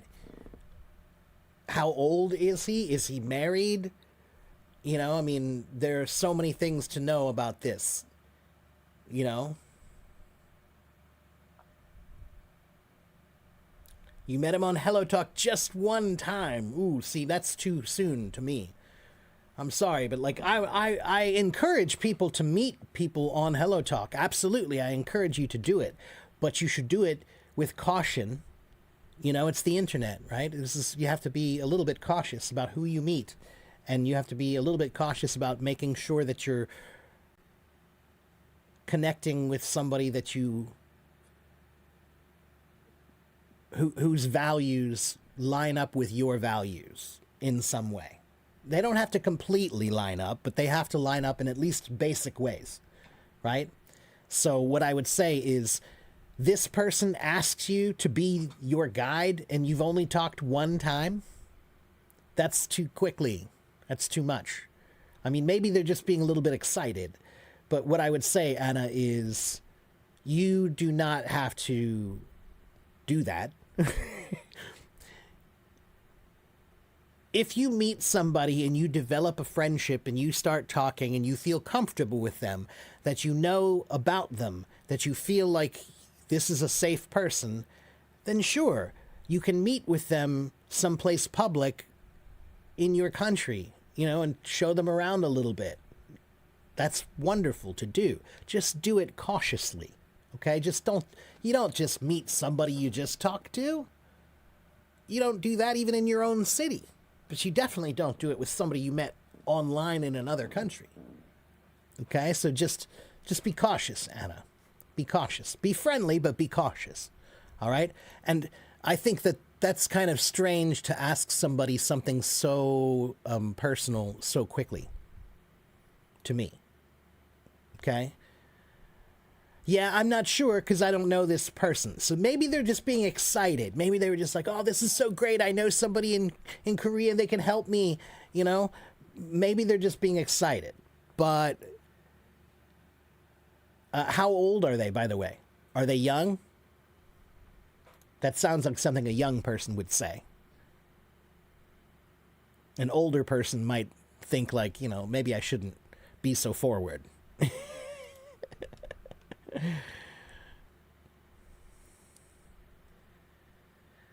Mark's drumming skills have helped him type faster on a keyboard. Sergey, not really. I don't type that fast. As a matter of fact, I'm pretty terrible at typing. I hate typing. But I guess maybe it helped me a little bit. Probably has helped me a little bit. Waleed likes it when I talk about drums. All right, well, Waleed likes it. Let's see. New cities have such interesting history like New York, New Orleans, right? Yeah. Mm-hmm. Which ones do I think are interesting? New Orleans and New York are both very interesting, but New Orleans is, in my opinion, one of the most interesting cities in the world. It's definitely one of the top 5 in the country, in the U.S. The food, the music, the culture, the language, the architecture, the atmosphere, it's very unique. Very, very unique. So I think that New Orleans is a city that is so interesting that it's really worth reading about the history of New Orleans. New York is definitely interesting too, because there are some neighborhoods in New York where you can go, and in that one neighborhood, they have maybe 150 to 180 different cultures and languages. Almost the entire world in one neighborhood. I mean, it's a big neighborhood. Don't get me wrong. It's a huge neighborhood, but yeah. If you go to Queens, for example, in New York City, Queens is one of the 5 boroughs, and in New York, in that part of New York, you'll hear at least 150 different languages.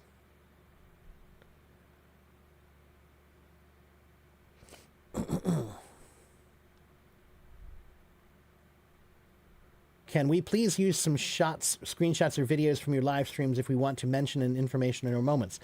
Yes, that's completely okay with me, Samira, and I appreciate you asking.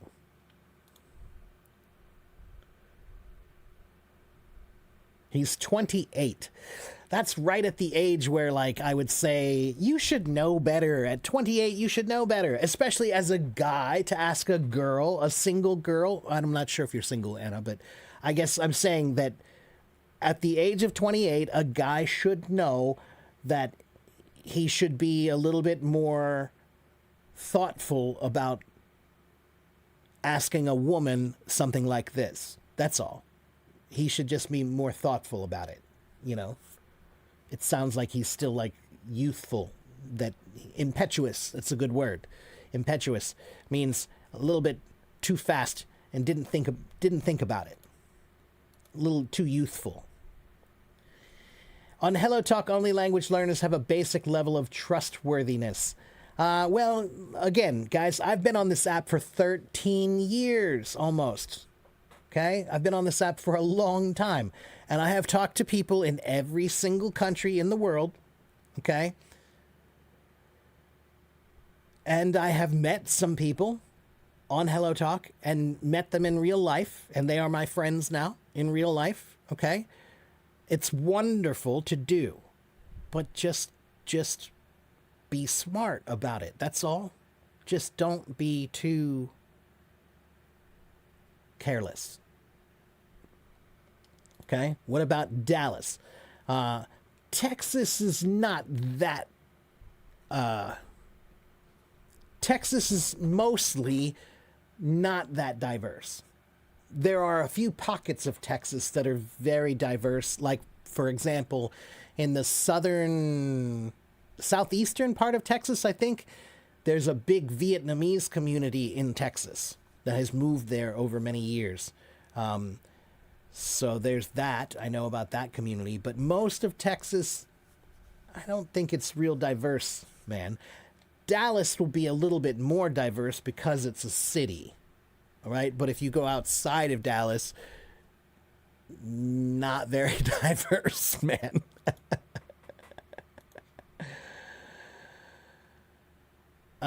Kay Hassan, am I taking anyone on stage? Have you read my PDF file? Kay Hassan, have you read my PDF file yet?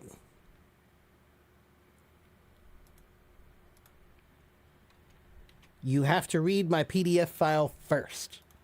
So, here is my PDF file. Everything that you need to know about me is in that file. Right there. Okay?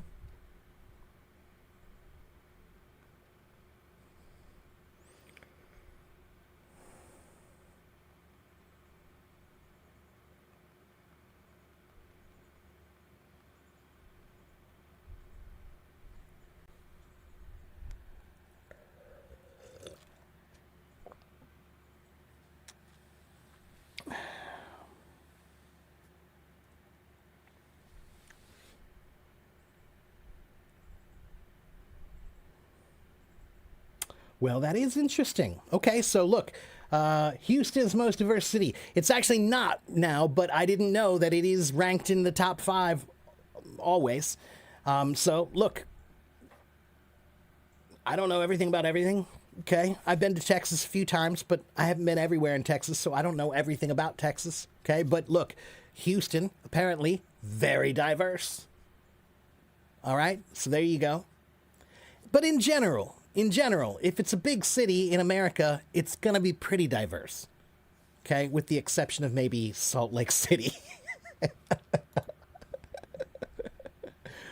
But I appreciate that you corrected me. I appreciate that you corrected me. Thank you. Okay, let's see. K.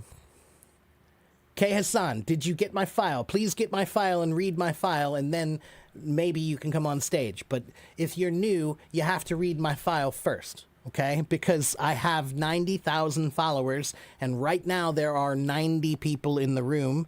And so that means that you can't come on stage if you don't know what we are doing.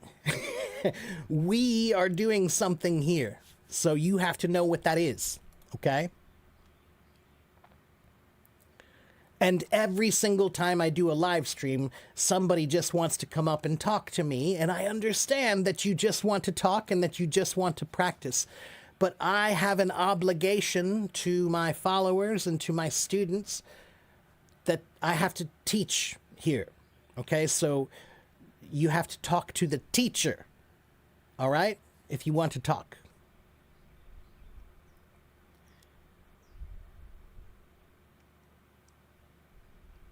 And once again, I've been on this app for almost 13 years. I have about almost 91,000 followers here. I've been live streaming here for, I don't know, 5 years, something like that. I was the first live streamer on Hello Talk. And I do streams here about 5 days a week, Monday through Friday. And I've been teaching English since 2009, and I've been teaching since 1994.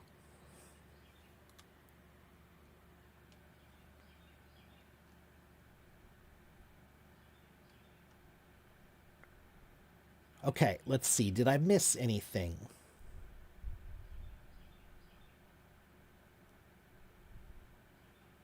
Hello, Mohammed.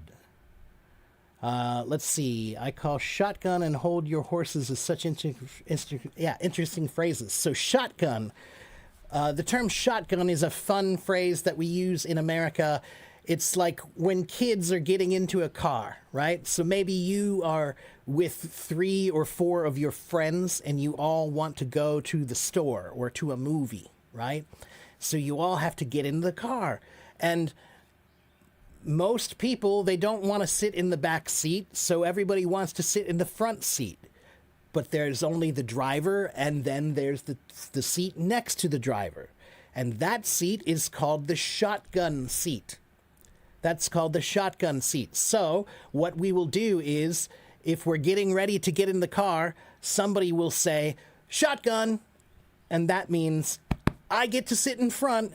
Whoever says the word shotgun first is the one who gets to sit in the front seat. Now, where does the word shotgun come from? Shotgun is a kind of gun, right? It's a big kind of gun, right? And a long time ago in the West, in the United States, in the, let's say, the early 1800s, mid 1800s, it was very dangerous to travel out west, and you would travel on these stage coaches, these big coaches, right? They're big wagons, right? And when you traveled on the wagon, you had the driver, and he was holding the reins of the horses, right? So he was holding the reins of the horses, and he's driving. And then there's the person who sat next to the driver, and they're the ones that held the shotgun for security. So if someone was going to rob them, then they could protect them with the shotgun. So that's the shotgun seat. Okay, so that's why we say shotgun when we want to get into a car.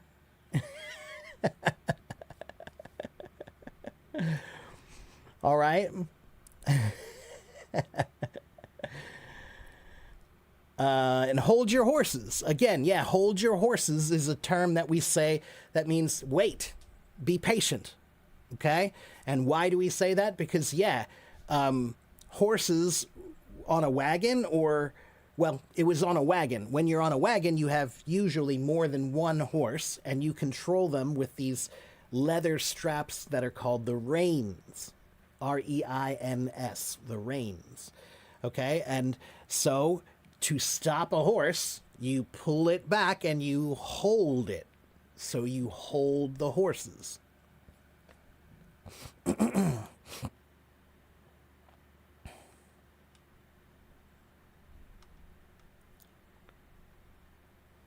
I tell you a little bit more about Wild West history? It's not exactly Wild West history, but I'll teach you a fun etymology about the word maverick. Do you know the word maverick?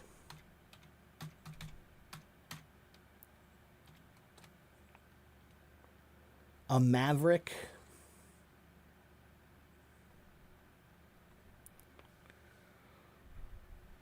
A maverick is somebody who's they're like a business person that does whatever they want to do. Like, they don't listen to what other people do. They do what they want to do. Right? They do it their way. Right? I did it my way. Right? So that, yeah, Maverick from Top Gun. Top Gun. That's why they called him Maverick, because Maverick means a person who doesn't do the way everyone else does. They don't follow the rules. Okay, and the reason why is because in 1867 in the West, there was a guy named Samuel A. Maverick. And he was a cattle owner. He had a ranch with a bunch of cows, right? A bunch of cows are called cattle.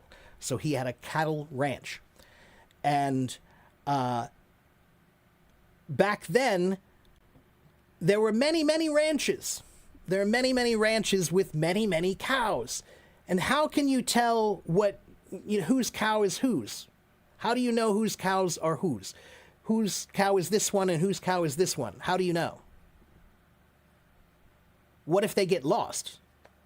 Yeah, it's called a brand. That's where we get the word brand from, everybody. Did you know that? That brand, that company brand, that word comes from cows. When you used to put the stamp in with hot metal, you used hot metal on the cow to make the stamp. That was called the brand. You branded them. That's called branding. So you're putting your stamp on the cow. That's the brand. Okay? Now, the law back then in 1867 said that every cow needs to be branded. But Samuel A. Maverick didn't really like that law, so he ignored it most of the time. And let me see. There was a rule.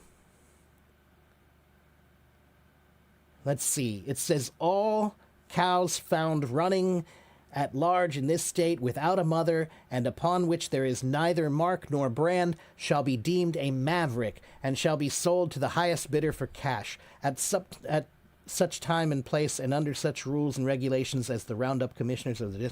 Okay, so basically, Samuel Maverick was this guy who didn't want to brand his cattle, and he eventually went to court about it.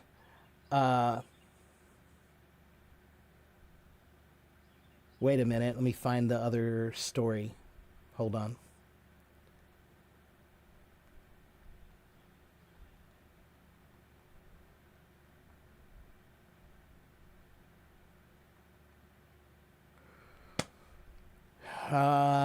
Yeah, there it is.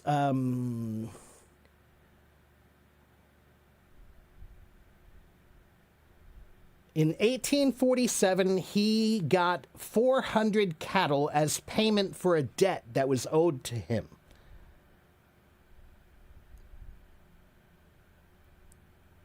But he didn't brand the cows.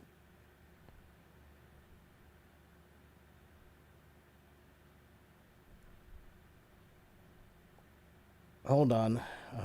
Let's see. He intentionally left them unbranded. He sold off the entire herd, never realizing the name would be a permanent part of the English language. Okay, so yeah, basically the word maverick comes from a guy named Samuel Maverick who had a bunch of cows and he was supposed to put the brand on them, but he didn't and he broke the law. And now we call anybody who breaks the law and ignores the rules a maverick.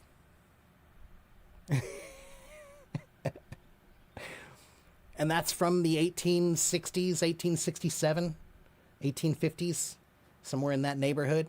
So that's the West, right? And then I think I was telling you about the word coach before. The word coach is a really, really interesting word in the English language. What is a coach? Everybody, do you know what a coach is?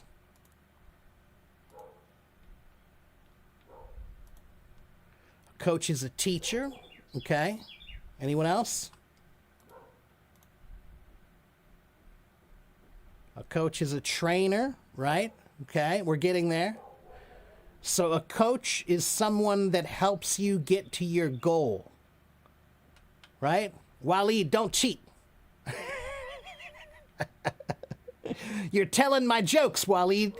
Don't be telling my jokes, Waleed. You're telling the punchline.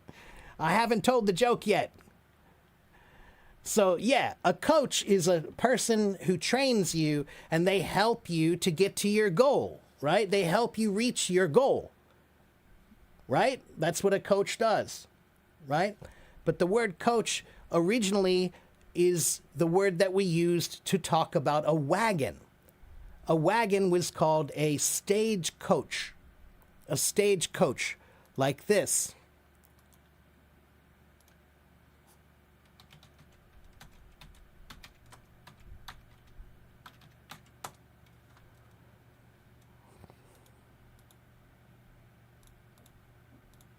This is a stagecoach.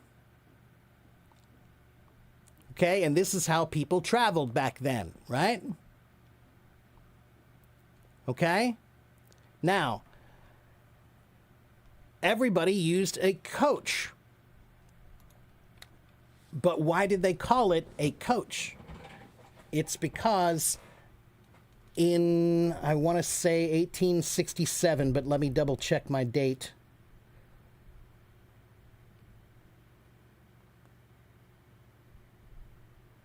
1866. I'm pretty close. In the 1550s, earlier than that, there was the first kind of carriage or coach, they called them. A wagon, carriage, coach. They're all about the same thing, right? And this word, coach, was because when you rode these things, they're very uncomfortable. Do you know how uncomfortable it is to ride in one of those things? Do you know how bouncy they are? It's like riding like this the whole time. Yeah. This is like being on a wagon. Okay, because they didn't have roads. The roads were very, very rough. Sometimes you're just driving over rocks and things, right? You have to go through the river. You have to go over the hills. You have to go through the mountains. It's like this the whole time. Okay? Yeah, it's no fun. But in this one place in Hungary, the country of Hungary, there's a city in Hungary called Kos. K-O-C-S. It's pronounced Kos. Kos. And in this city, they made a new kind of wagon that had better suspension. So that when you rode, it wasn't like this, it was more like this. And that was much better. Okay? So the word coach comes from the city of Kos, Hungary, where they created a new kind of wagon that was much more comfortable, and so it was the most popular one. So the word coach became the word that was used to talk about the thing that helps you get to your goal. And now we use that to talk about a trainer who helps you get to your goal. They are a coach.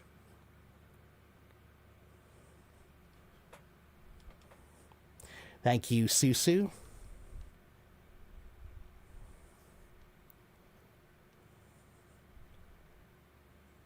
So that's related to the Old West, too.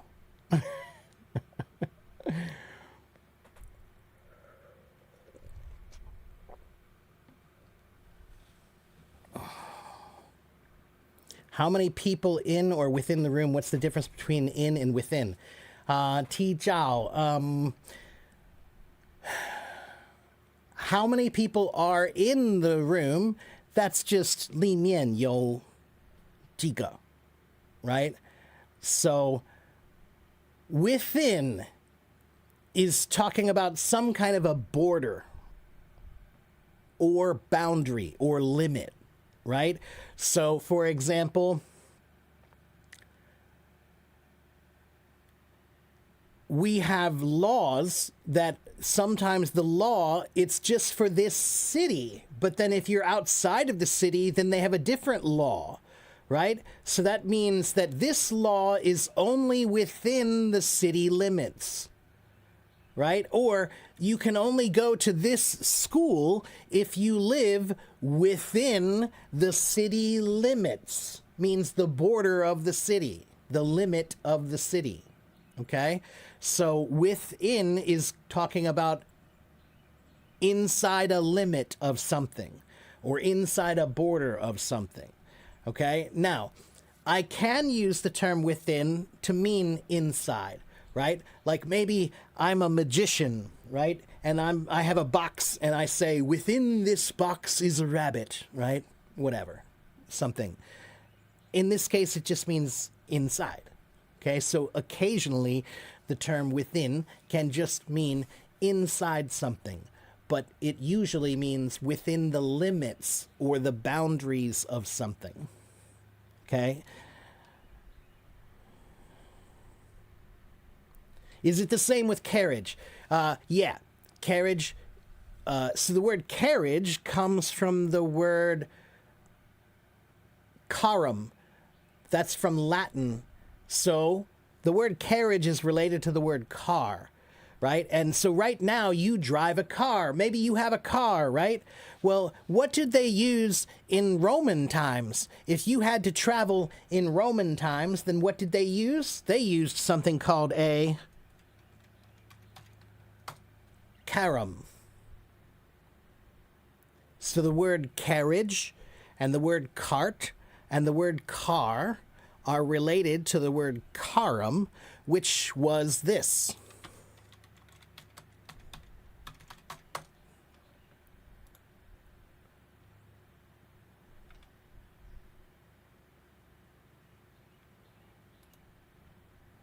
Let me find the right picture.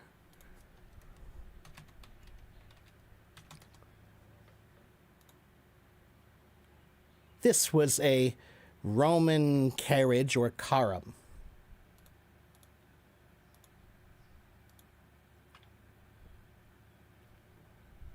Right? So now we'll say, hey, that's a nice car you have there. Nice car. But in the Roman days, you could say, oh, nice carum.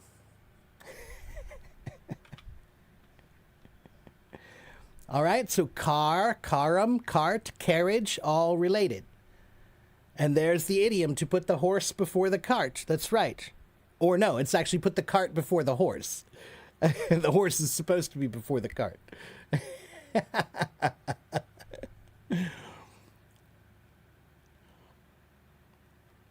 Okay, what else?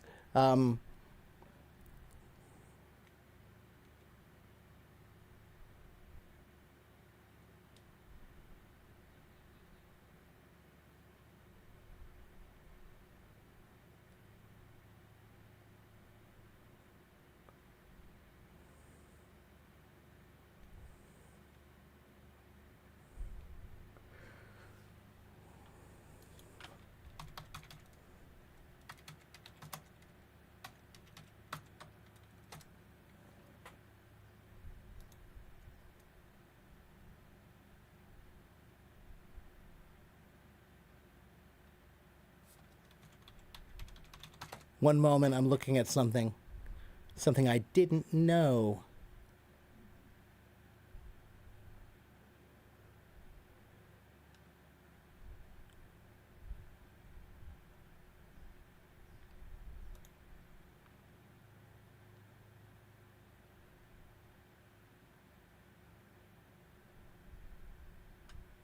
Ah, that's what it is. You were talking about the word limo, Suzu. The word limo is short for limousine, right? So what's a limo? What's a limousine?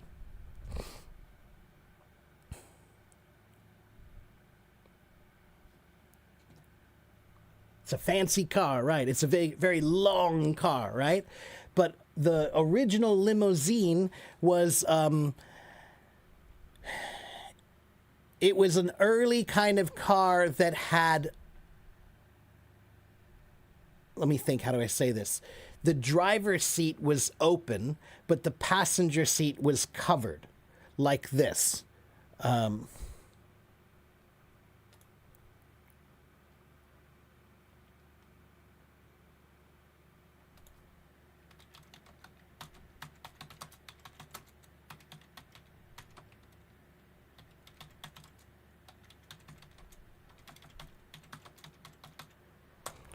One moment.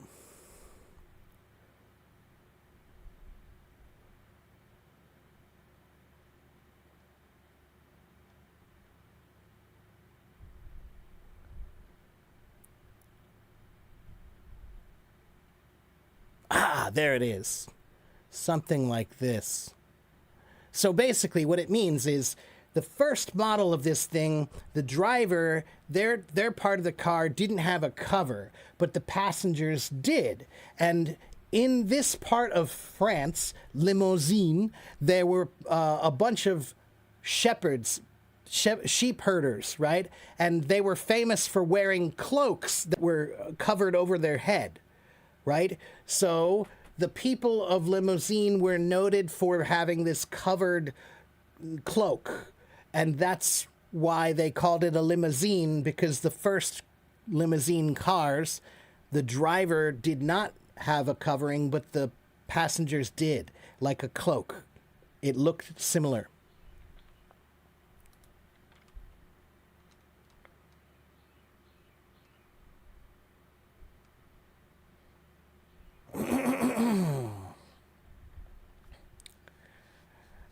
Right, there you go, Carlos. That's right, collective nouns. A herd is a herd of cattle. That's right. That's the cattle is just the plural form of cows, and herd is a group of them. Okay?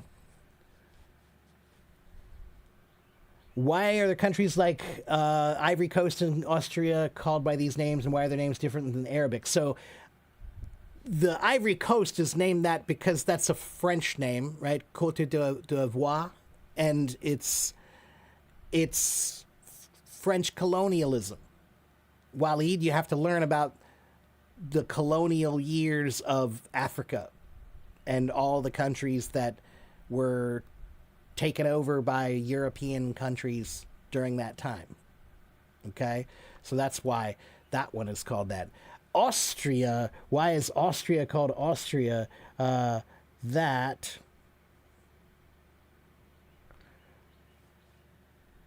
it means Austria comes from the word Österreich, which is a German word that means Eastern Kingdom. So Oster means east and Reich means kingdom. So Australia means kingdom of the east. I'm sorry, not Australia, Austria.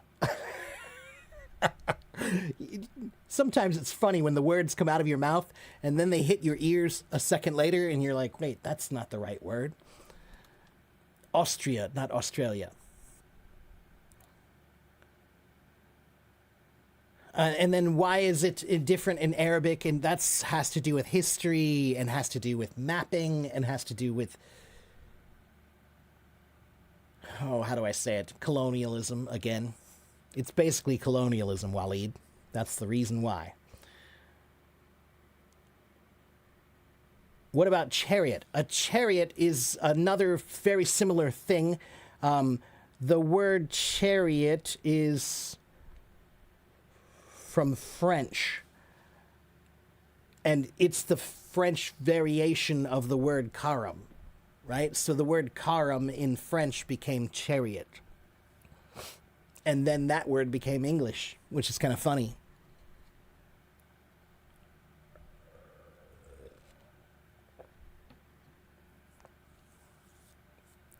All right.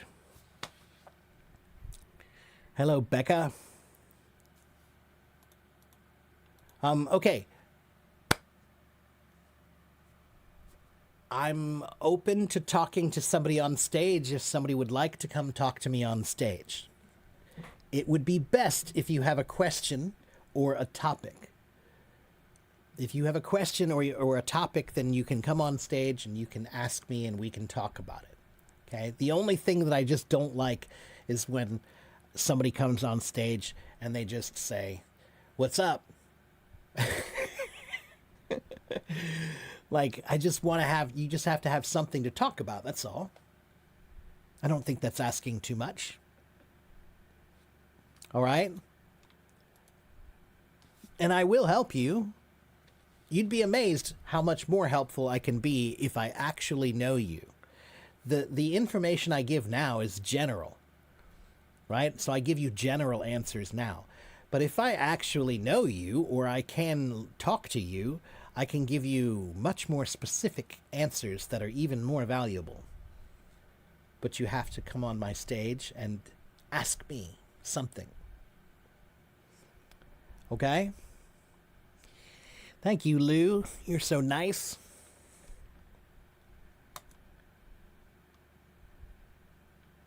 You know, it's a really funny thing about being a teacher.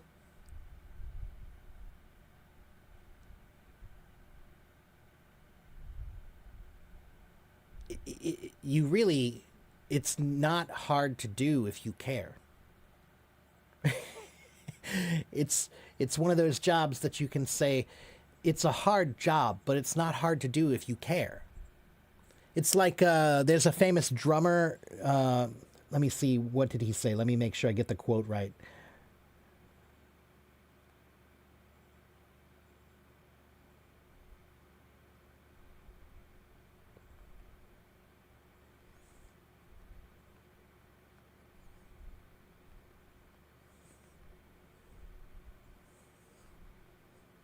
He said,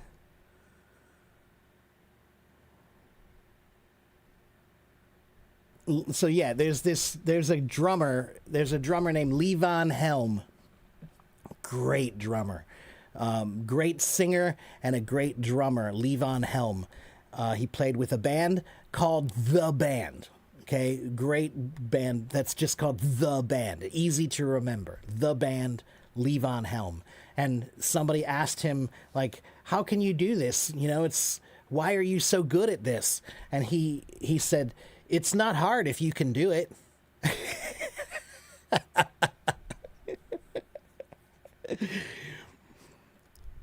I think that's a funny quote. It's not hard if you can do it.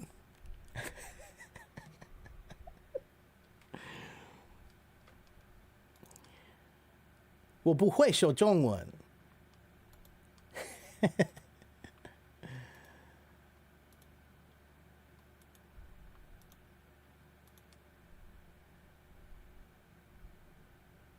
If you spoke fluent English and you went back to the Roman Empire, could I hold basic daily talks?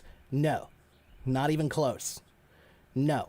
And you wouldn't even have to go back that far. About 1,000 years ago, the language was completely different. Completely, you wouldn't understand anything.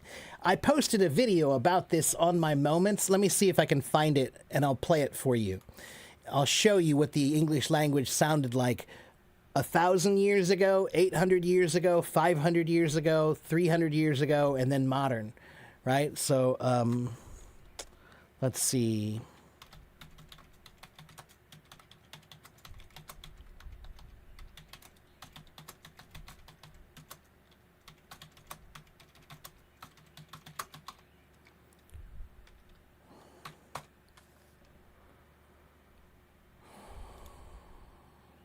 Here we go. This one. Watch this, guys. This is one guy. I like to follow this guy. He's really smart. Very he's a young kid who knows a lot about languages, but about linguistics and how languages have started and how they've changed, and the history too. But he is in this one video. He's going to speak the same words like 6 times, and each time it's just an earlier, or I should say, a more modern version of English, right? So he starts with like 1,000 years ago. Okay, so let's check it out.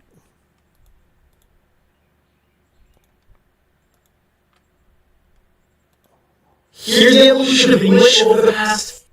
Wait a minute. Why?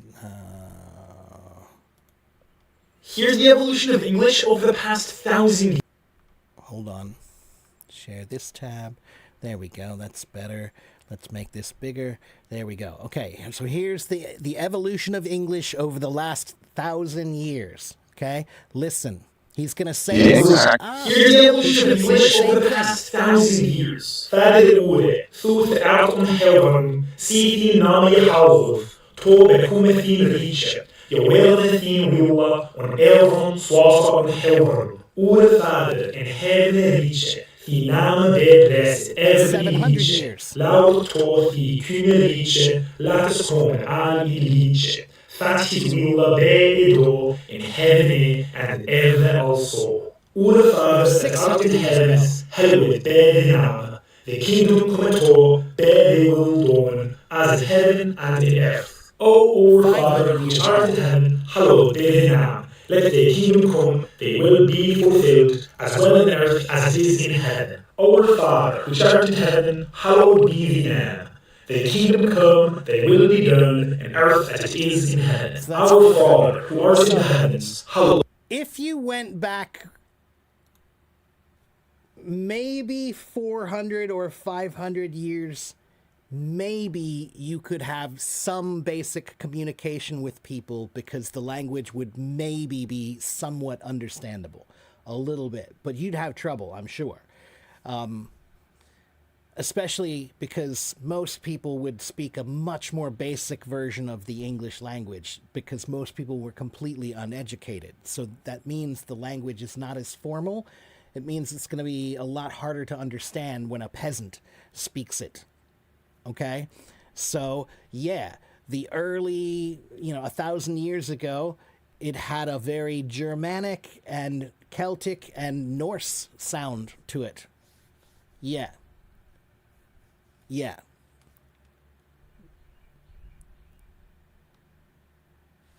So maybe you could go back 400 or 500 years and you could have some conversation. But if you went back much earlier than that, it would be really hard.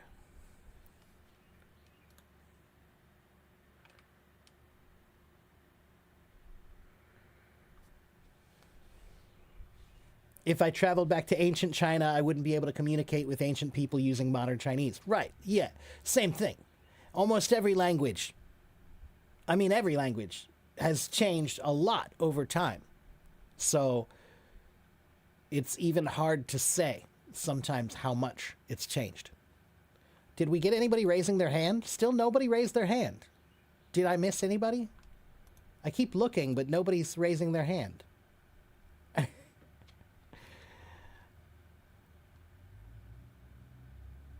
I don't understand.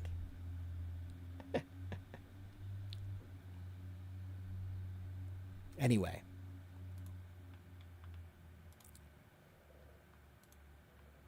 "82 people here. Nobody wants to raise their hand to ask me a question. Not one.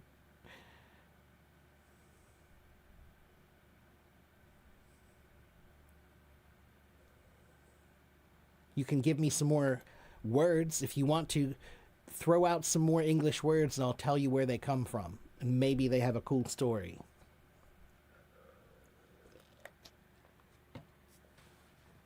You'd be surprised how many English words have a cool story behind them. You'd be surprised. It's a lot more than you think. Do you guys want to know an Arabic one? an English word that comes from Arabic that's interesting?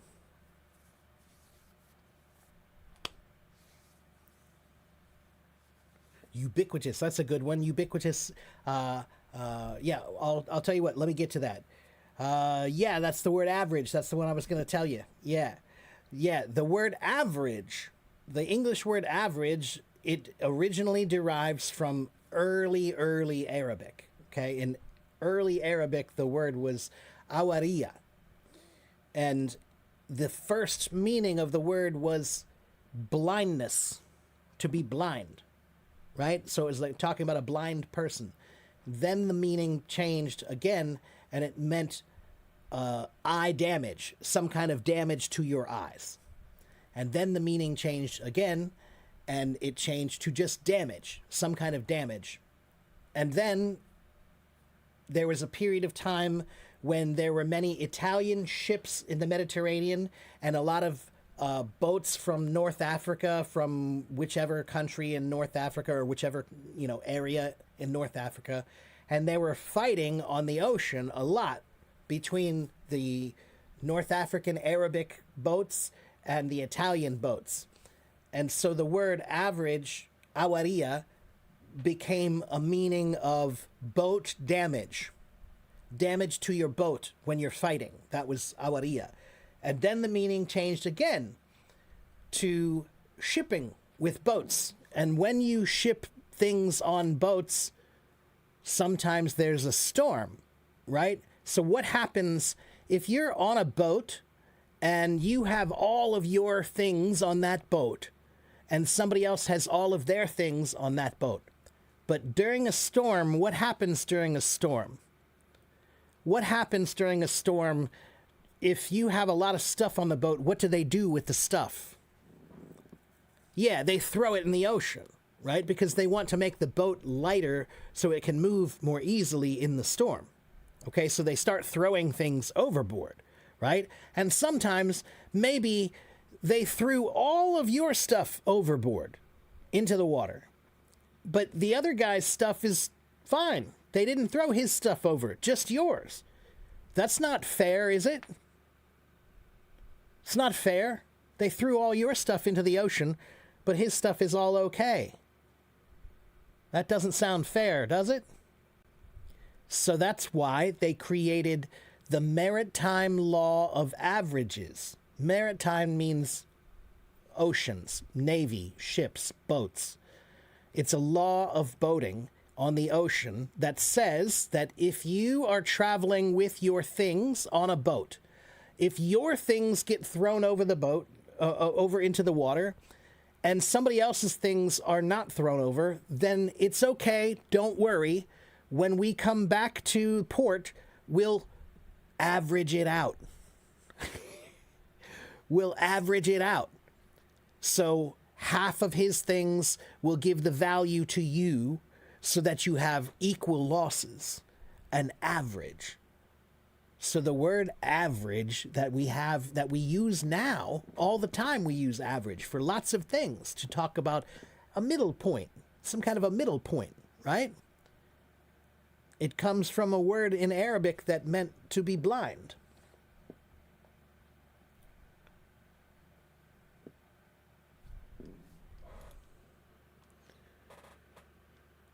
And ubiquitous. Somebody wanted ubiquitous. Let me do that one very quickly. I do remember that one, but I want to look it up. Ubiquitous and ubiquity. So ubiquity is the short form of the word ubiquitous. And ubiquity comes from the Latin word ubique, which means everywhere. Ubi means where, and the second part, the K part, means and or also. So basically the word ubiquity, if something is ubiquitous, it means it's everywhere. Like McDonald's, right? McDonald's is ubiquitous. Everywhere you go, they have McDonald's. Freaking everywhere, right? So ubiquity means something that's everywhere. And it comes from the Latin word ubique, which means, or ubiquitas, which means everywhere. Everywhere. The medical term thyroid, sure.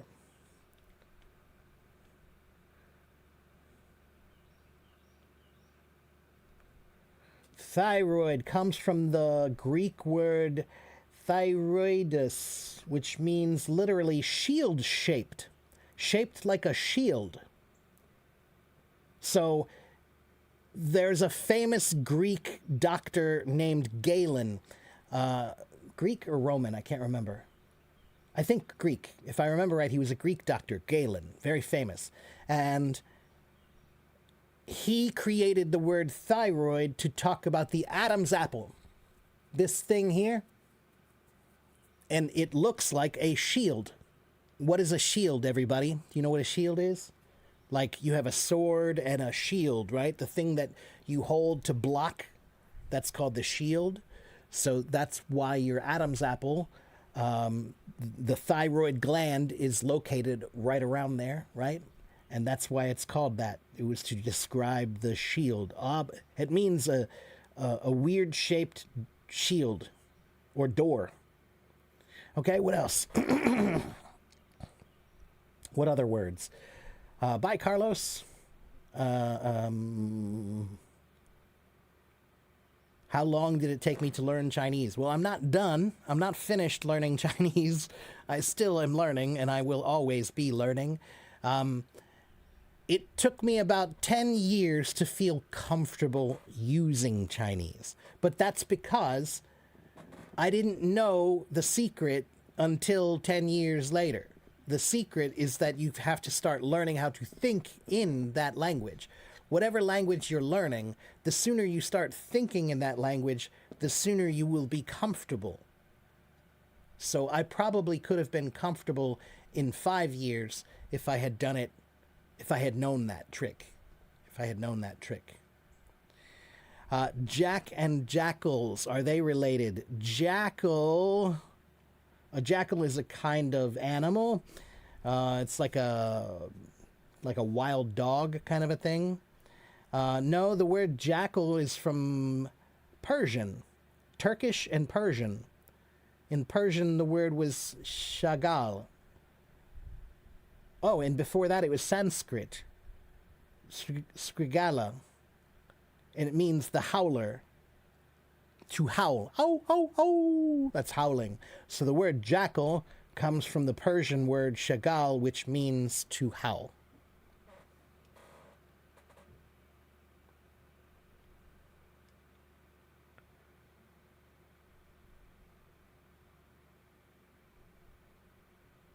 And the ancient Arabs were brilliant at mathematics. That's correct. They were.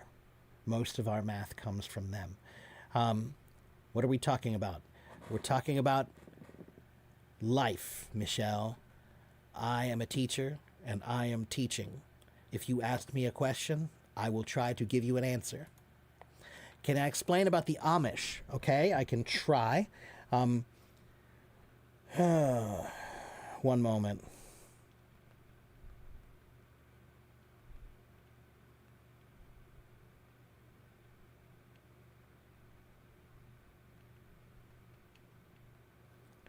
Okay, so the Amish people are a group of people in America.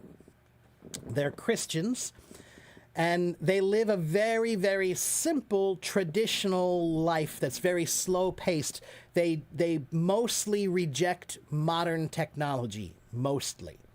So, they're very big on family and friends. So they have their own community where everybody helps each other in that community, right? So it's kind of like a family of people living together, a huge family, right? And it's very religious, right? Very, very religious group. And they are separate from regular people. They have their own place where they live, and they don't mix with us. Okay, the modern people. They stay separate from modern people. Very rarely do you see us together. Okay? For technology, they don't use electricity. They don't use televisions or computers or smartphones. Okay? And when they travel, they use a horse and buggy. It's called a horse and buggy or horse and carriage. A horse and buggy is basically like a small carriage. Okay. And they make their own clothing. They make their own clothing, and it's very, very simple, basic, humble clothing. Why do they do it, Anna? Because they believe a simple life is a holy life. They believe that simple is more holy and humble.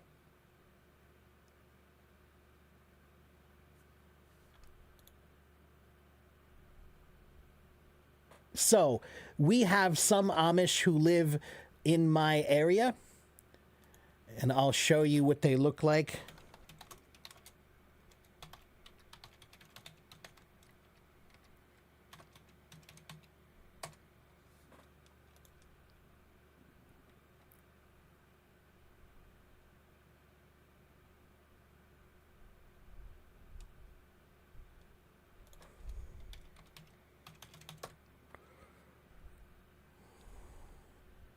Okay, take a look at this.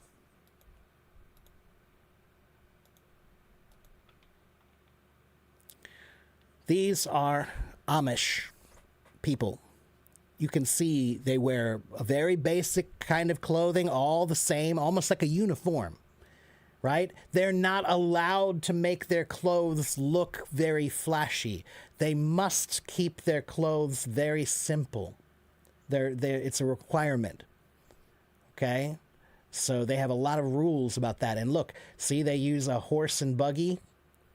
Okay, look at the children. I mean, it looks like the 1800s, right? Looks like a picture from the 1800s. That's because that's how they still live. They still make everything by hand. And so they do sell things. They'll make products and they sell them to the public because the people do like these handmade products. So let's see. So like Amish furniture, they make furniture, great handmade furniture, wooden furniture. Okay, that's one way they make money. They do baking. They do a lot of Amish stores that do baking, like different kinds of treats and cakes and things like that, traditional recipes. And if you'll notice, this is Vilkum. The Amish, not all of them, but many of them speak German because that's part of their tradition too. The group that came here, let me see.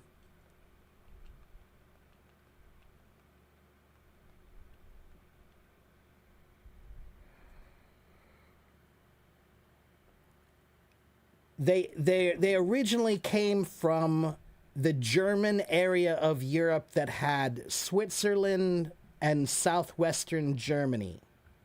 Okay, so they came from Europe and they kept their language. And as a matter of fact, this group of people, if you go to Pennsylvania, the state of Pennsylvania in the United States, they call them the Pennsylvania Dutch.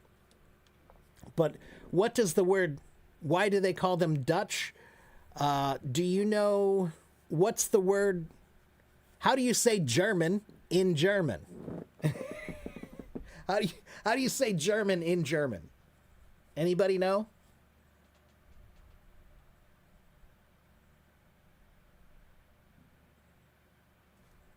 Now, how do you say it in German?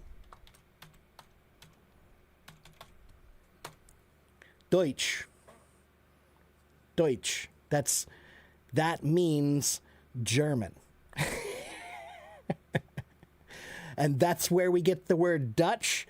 And if you say Pennsylvania Dutch, that means Pennsylvania Deutsch, which means Pennsylvania Germans. Okay? Yeah, so the word Dutch is actually a corruption of the word Deutsch, which is a German word that just means German.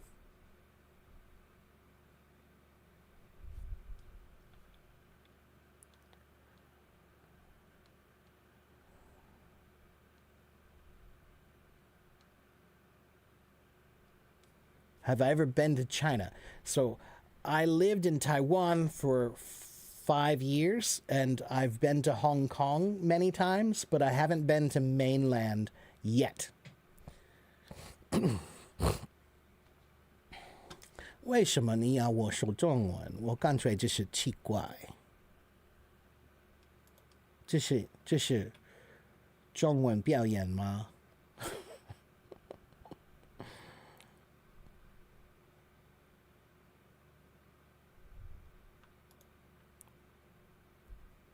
？What's the meaning of Cyclops? A Cyclops is a mythical beast that had one eye. It's originally Greek, I believe. The Cyclops was from Greek mythology. It was a giant that had one eye in it. And it was from the Greek word kyklops, which literally means round-eyed.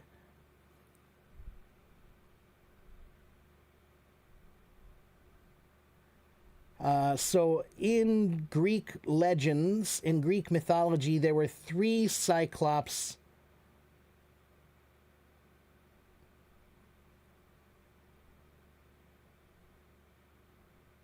And they were considered the patrons of all the smiths. So the blacksmiths that made things like swords and armor, their patron god was the Cyclops, which was a giant that had one eye, and it made things. They had workshops. But in the story of the Odyssey, in the famous story of the Odyssey, they were not that. They were something else. They were giant shepherds that ate people. But it doesn't matter. It's a mythological creature that had one eye. Are they one race? Do you mean the Amish? Well, yes and no. I mean, I just told you they're from America now, but they originally come from an area of Germany. And then where did those people come from originally? So when we talk about one race, nobody is one race. Genetically, it's now proven. There is no human that's purely one thing. Everybody's been mixed over many, many years. Thousands of years. Okay, purity is just... The myth is purity. Purity is the myth. What do I mainly teach? I mainly teach English. But I teach whatever I feel that I can answer. Susu said, I learned from Two Broken Girls, the TV show, that when Amish boys turn 18, they go out to see the world. Then they decide if they want to stay in modern society or return. Yeah, that's called Rumspringa. Rumspringa. It's not just for the boys. It's for the girls, too. As far as I know. I'm pretty sure it's for both boys and girls. But it's a male-dominated society, so it's mostly for the men, not as much for the women. And yeah, when they turn 18, they get 1 year, I think, to go out into modern society and be a part of modern society, and then they can decide if they want to come back to the community or if they want to leave and go be part of the modern world. There's a movie that's kind of funny that shows that, but I won't tell you what it is. Hello, Ahmad. Have I ever been to Wuhan? No, I haven't.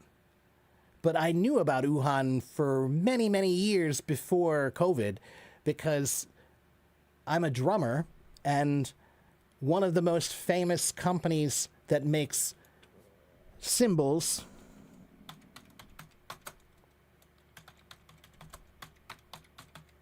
is called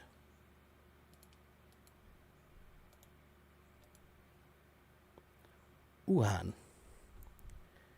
I used to have one. I don't have one anymore, but I used to have this exact symbol.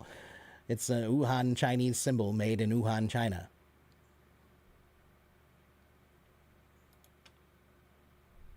Okay, what else?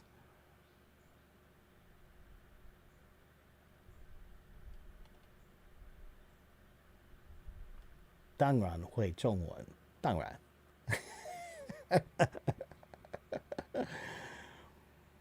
You're better than ChatGPT. ChatGPT gives wrong answers. You give way more than that. Well, I might give a wrong answer now and then, too. I'm a human. So sometimes the information that I have is either not complete or not completely updated or perhaps wrong. I'm a human. I'm not afraid to be wrong.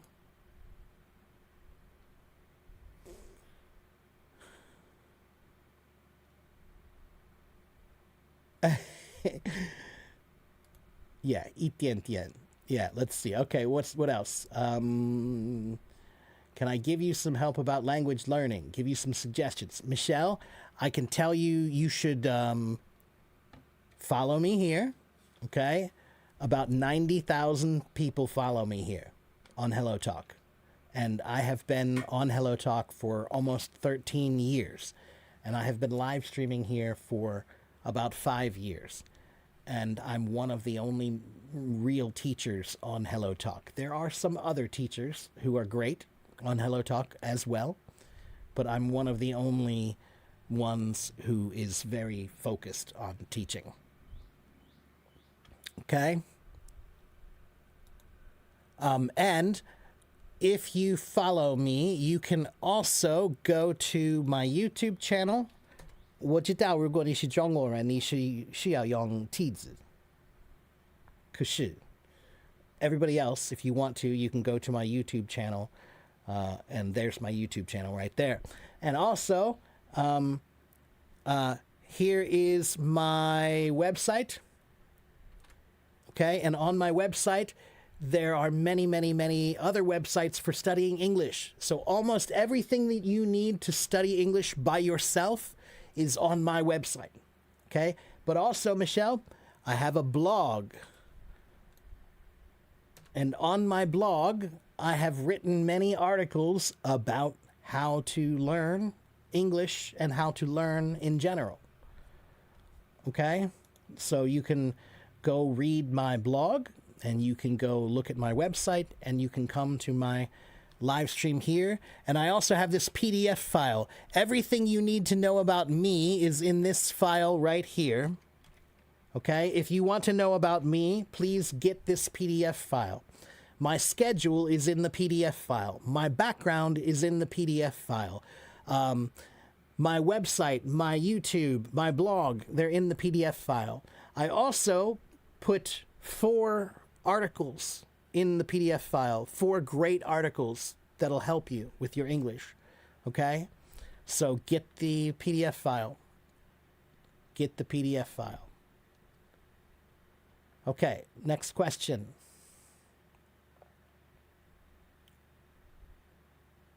And yes, Susu is my moderator, so Susu, whatever she's saying, you can trust it's true. If it's not, I'll tell her.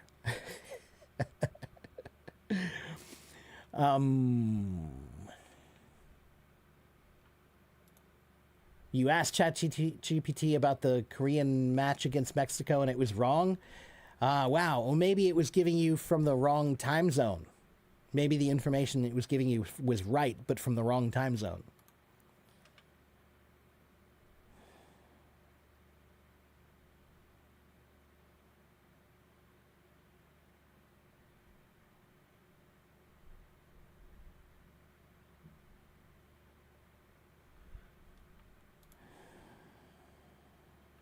"我不是老外，我是外星人."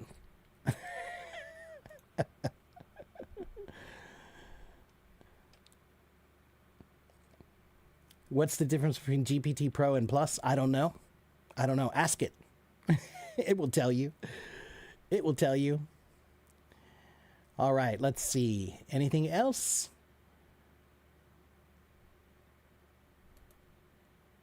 You just watched Louis Gates Jr. He had an interview with Jimmy Fallon. He did the family tree. Yeah, I'm telling you, the stuff with Louis Gates Jr. is great. Yeah, and if you want to know more about like America and all the mix of cultures and stuff, then you should watch his TV show, Finding Your Roots. It's called Finding Your Roots. Great show. Such an amazing show. That guy, man, do I admire and respect that guy. Man, like if you think that I am thorough, I'm nothing compared to somebody like that. Yeah.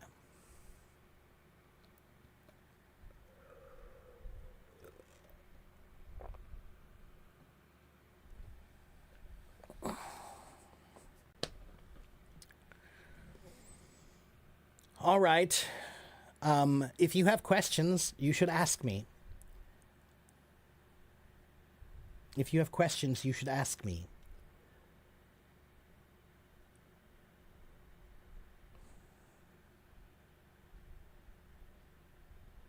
Wow, I've been here for almost 3 hours. Oh, wow. Okay, I only have 10 more minutes. 9 more minutes. You have 9 minutes to ask me questions, and then I must go. Wow, 3 hours, too long.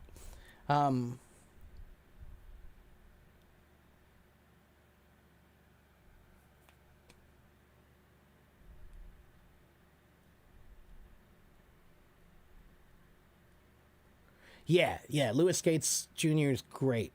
Yeah. I mean, just so well spoken. I mean, I wish I could speak as well as he does. He's just so eloquent and erudite, and he speaks with such grace.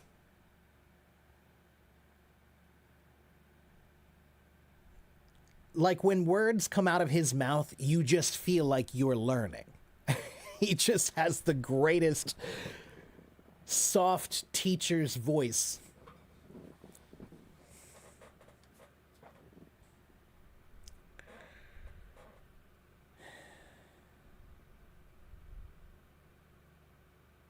And he is an excellent speaker. You've learned Deutsch and you can't remember your English. You've learned German, you can't remember your English. Well, German and English are related, so there's some overlap there. You can understand me very clearly, but you can't understand others. But that's because I am an English teacher. Of course, an English teacher should speak better, right? An English teacher should speak well, right? An English teacher should try to speak in a way that people can understand, right? So that's why you understand me, because I try to be understood. But most people, when they think of their words, they only think about how it feels to them. So when they have an answer, they think about, does the answer feel good to me? Do I understand it? And if they understand it, then they say those words. But a teacher will not just think about, do I understand it? A teacher will think, okay, I understand it, but how do I say it in a way that they will all understand? Or how can I say it in many ways so that each person understands the way that they need to understand? So, most people don't care about their language because most people don't think about their language. I have to care. I have to care. Okay? Can I recommend some high-quality, in-depth film commentary channels and podcasts? I've tried some, but they're not what I'm looking for. High-quality, in-depth film commentary channels. Wow. I'm not sure if I know any, Susu. I'd have to do a little looking. I'll have to look online and see if I can find something good for you in that field. I am not a professor in any university.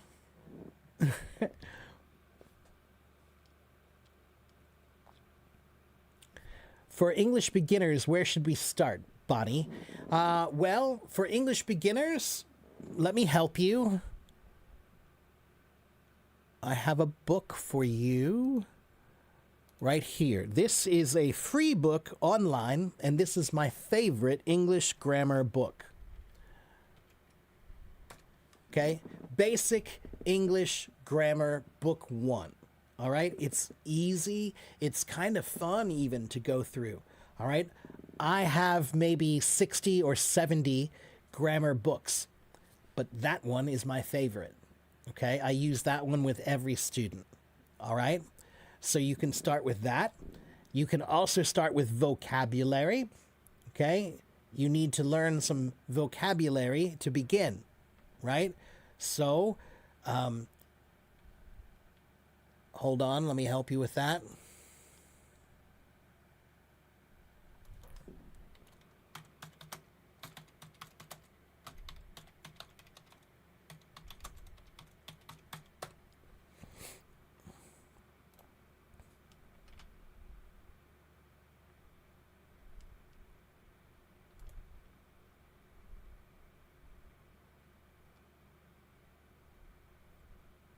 Here is a list of vocabulary for basic beginners, right?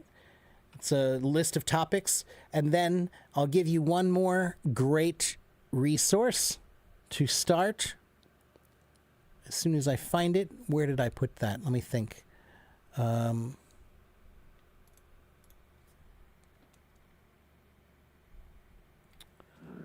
Where did I put that?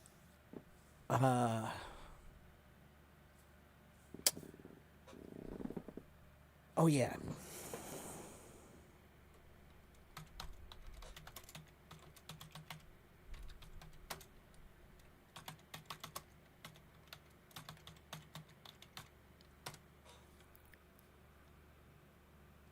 This one.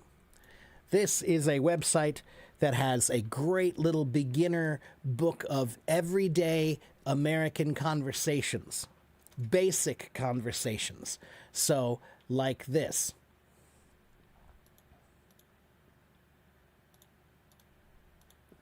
This is the book that I just put here, okay?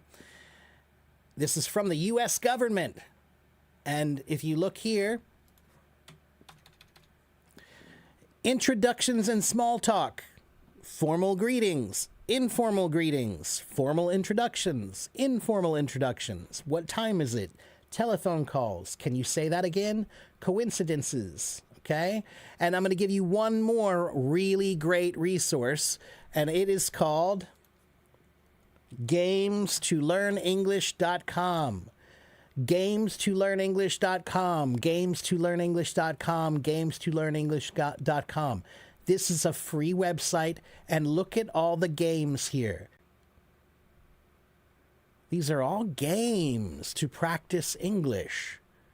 It's an amazing free website with English games, vocabulary games, preposition games, adjective games, idioms and proverbs, directions, countries, past tense, body parts, adverbs, jobs, clothing, phrasal verbs, simple past, comparatives, similes and metaphors. Look at how much they have here. And this is all, they're fun games.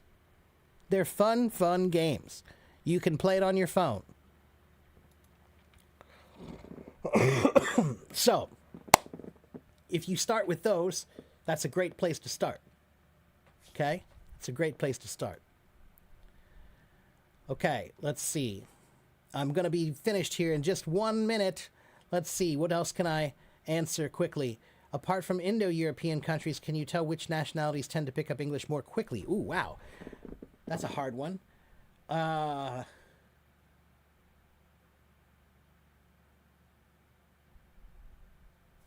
going to have to say Iran. Iran. I've spoken to people in every country in the world, and I am always impressed with the level of English ability in Iran. I have a lot of followers in Iran. I don't know, at least a few thousand. And not all of them, but so many of them really do have great English. Even their accent is often excellent, you know? So at least in the Middle East, I definitely would say in the Middle East, of all the Middle Eastern countries, I think they probably have the best English from my experience. That's just from my experience. So take that as you will. Okay?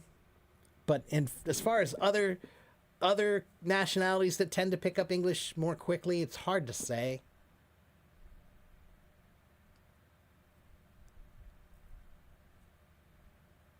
That's really hard to say. I don't necessarily think it's so much about nationality. I think it's more about mentality. So if you have the mind for languages, then it's easier for you. But not everybody does. How can I understand people speaking who can't speak when they're thinking? So you can't understand everybody, right? Like Chinese, it's the same thing for me. If you speak Chinese clearly and simply and you don't use a lot of local language, then I'll probably understand you. But if you use a lot of local things and you speak really quickly and you don't pronounce things very clearly, then I might not understand you. I probably won't understand you, right? So step one is if you are talking to someone and they're speaking too quickly, then you should say, I'm sorry. Can you slow down a little bit? My English is not that good. I say the same thing in Chinese. 不好意思，请可以说慢一点吗? All right? How can I become fluent and attain native level speaking skills? My English is at level C1. Kaizim, if your English is at level C1, then you're done. Because C1 is a higher level than most people, most natives. C1 is pretty good. C1 is really good. C2 is the highest level of English. And C2 is a very, very limited kind of English. It's academic English. So it's only used in academic areas or legal areas or maybe philosophy or something like that, right? But we're talking about language that is very uncommon. It's not used everywhere, okay? But if you already have C1 level English, if you are sure that you have C1 level English, then your level is already better than many, many natives. Okay, let me check something.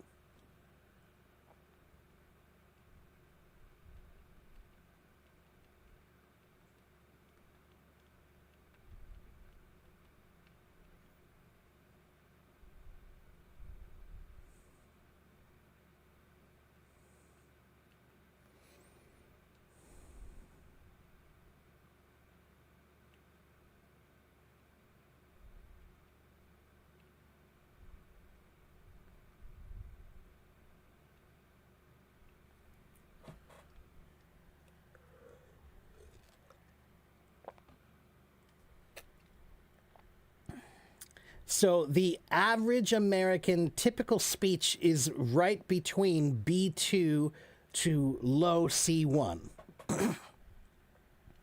So if you have C1, that means you are proficient, or we'll say semi-proficient in the language.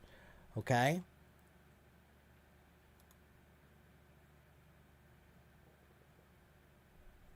But guys, learning a language is not about reaching a level. Learning a language is about feeling like you can express yourself well. So that's it. Can you make good music? That's what it's about. You're just trying to make more beautiful music than you did yesterday. Okay?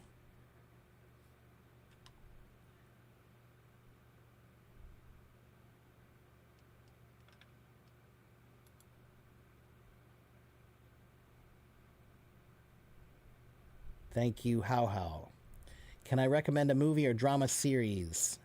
Abby, I don't usually recommend too many TV shows or movies because the things that I like are very different, right? But what I tell you is that you should choose something that you like, right? So if you like romance, watch that. If you like action, watch that. If you like drama, watch that. But then I think you should choose a TV show is better than a movie, because if you're going to study it, you have to watch it many times. And not many people have the time to watch a movie many times, right? So if I have to watch something 5 times and a movie is 2 hours long, that's 10 hours. That's too much time. But if I have to watch a TV show, if it's 30 minutes, all right, I can do that. That's 2.5 hours. I can do that. All right, so choose a 30-minute TV show that's some kind of a style that you like, a topic that you like, and then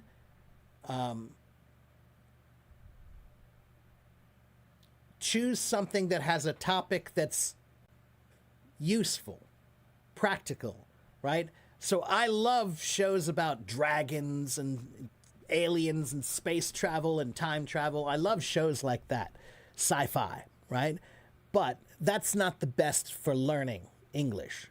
Okay, so, but a show that's about family, a show that's about jobs and work and life, that's good because it's real. So it has real language in it. All right.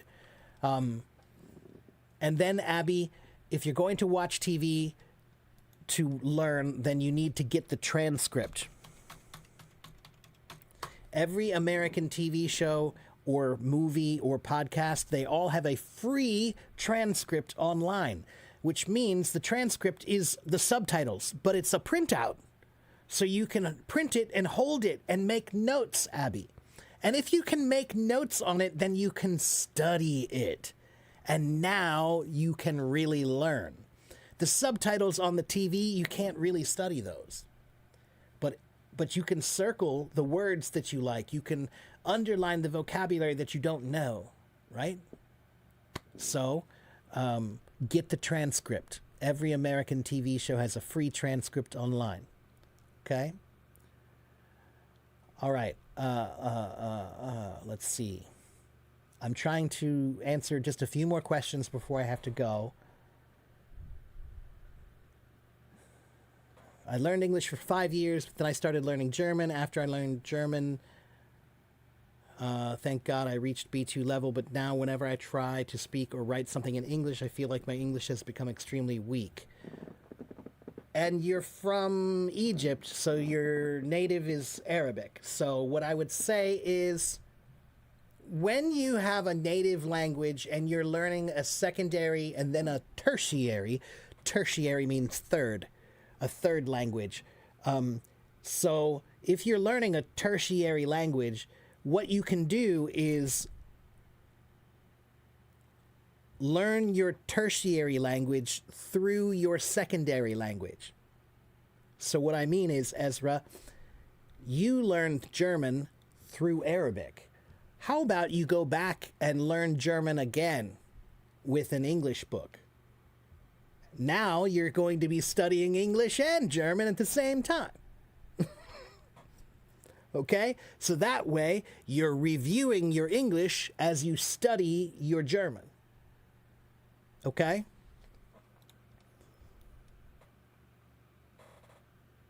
So there's initial, first, secondary, second, and tertiary, third. Which level words does that website use? Rena, the Games to Learn English website, the vocabulary is mostly basic. It's in the, I think maybe only B1 or lower mostly. Okay, but you can create your own cards. You can create your own vocabulary lists in that game so that you can make your own lists. Okay? How much time do you need to learn English? All of the time. All of the time. You need all of it. Learning a language is like learning a musical instrument. There's no such thing as being done. You can never finish learning Arabic. You can never finish learning English. You can never finish learning Chinese. You can never finish learning Japanese. Do you see where I'm going with this? you can never finish. So if you can never finish, then how can you guess how much time you need? You can't. Okay? If you don't have a good language environment, what should you do? Michelle, 现在我住在美国，可是每天我可以用中文。哦，里面我的脑想中文。如果我可以想的，我可以说的。所以每天你需要想英文。如果你可以想的，你可以说的。听得懂吗？ Okay? So, 明天如果你很饿，你需要想 I'm hungry. 明天如果你很累，你需要想 I'm tired. That's it. You just start training yourself to think in the other language. So, I can wake up in the morning and I can think, what do I need to do today? 今天我需要做什么? Oh, I need to go to the store. 我需要去商店. What do I need to buy? 我需要买什么东西?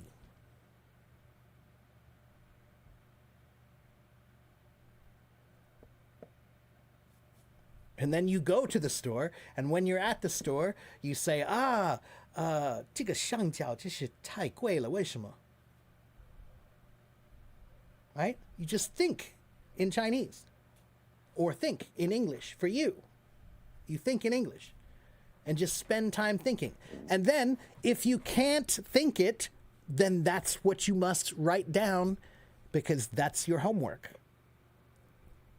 Okay? So every day I look around and I say, 这个中文怎么说? 这个中文怎么说? 这个中文怎么说? Which means, how do I say that in Chinese? How do I say that in Chinese? How do I say that in Chinese? And if I don't know, then I write it down. That's my homework. Okay?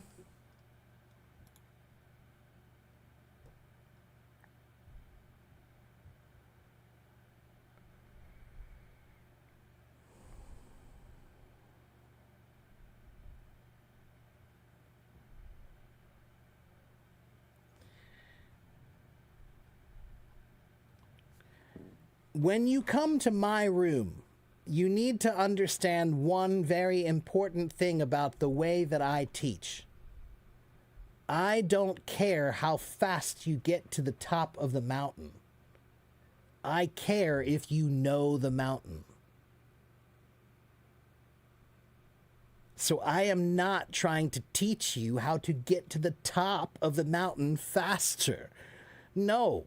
What I'm trying to teach you is, do you know the mountain? Okay? Don't just try to get to the top faster. Learn the mountain. Okay?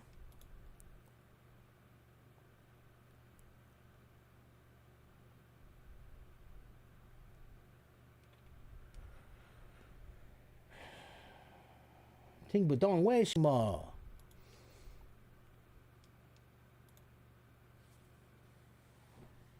I mean that to master a minor language well, you must first learn an abridged language. No, not necessarily. What I just mean is, if you have a native language and you've learned a second language, many people ask me about learning a third language. But when they do it, they're always thinking about using their native language to do it. So if their native language is Arabic and they learned English, and now they're trying to learn Spanish, they're always thinking, I'm going to learn Spanish with Arabic because Arabic is my native language. And I'm telling you, why not just forget about your native language, and if you already studied English, you can continue to practice your English by using it as your study base language. Don't use Arabic, use English, your second language, to study your third language. Okay? That way you're practicing them both. Because you won't forget your native language, especially if you're in a native environment. Oh, man. Excuse me. Did I miss anybody over here? Good, I did not. Hello to my YouTube people over there.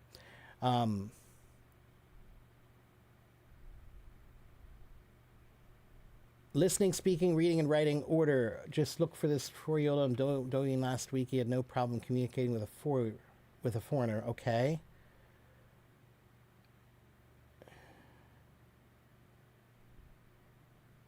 Never learn English the way your teacher teaches in class just for exams. You'll never truly learn it that way. That's exactly right. Yeah, because when you learn in school they have a time limit. They have to teach you things under a time limit. And so that's why they give you a test, and that's why they're not teaching you the information. They're teaching you to pass the test. They're not teaching you to understand. They're teaching you to pass the test. Okay? So that's why, yeah, real learning happens after school, because after school there are no more tests. You can forget about how long it takes and just try to learn it well.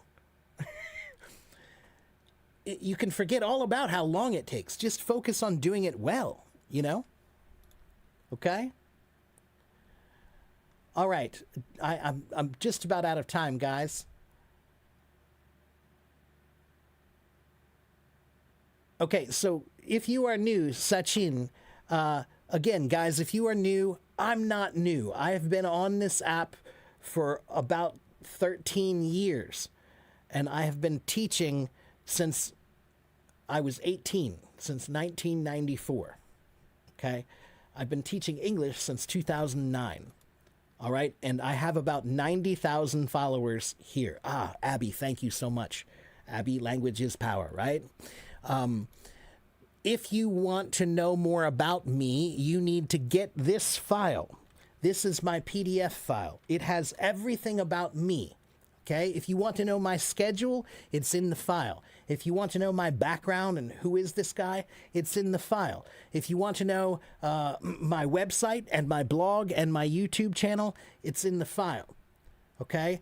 I also put 4 free articles in that file. One is about how to learn vocabulary better. One is about the 8 parts of language. Okay, so there's some great articles in that file. Okay, I'm usually here Monday through Friday, at least right now. Right now I'm here Monday through Friday. And again, I am a real teacher. It's not just my job. It's actually more than my job. Okay?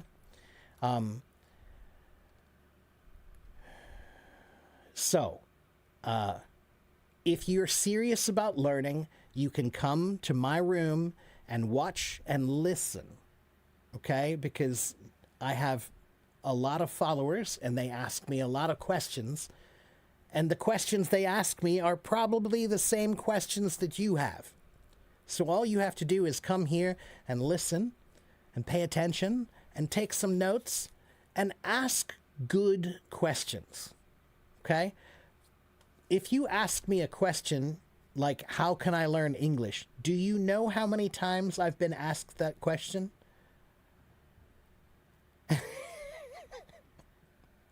Do you have any idea how many times that I have been asked, how can I speak like a native? How can I speak more fluently? How can I learn English?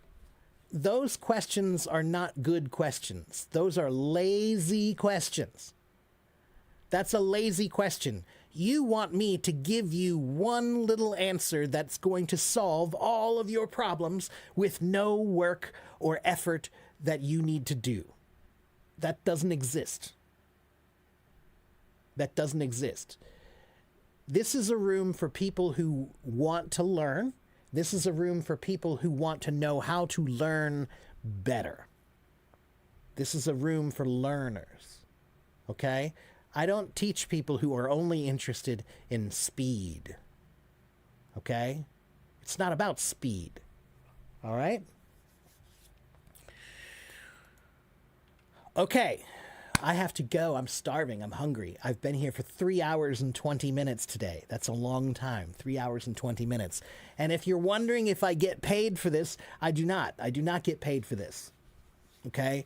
I get a little bit of tips. You know, when you guys give me tips, I get about $20 a month. $20 US a month. That's about how much I usually make from doing this. All right. So hit the follow button and share and try to help me when you can. All right. By sharing. All right. Okay, that's it for me. I have to go. Have a good morning, have a good afternoon, have a good evening wherever you live in this world. And I'll see you guys tomorrow. Okay? Bye.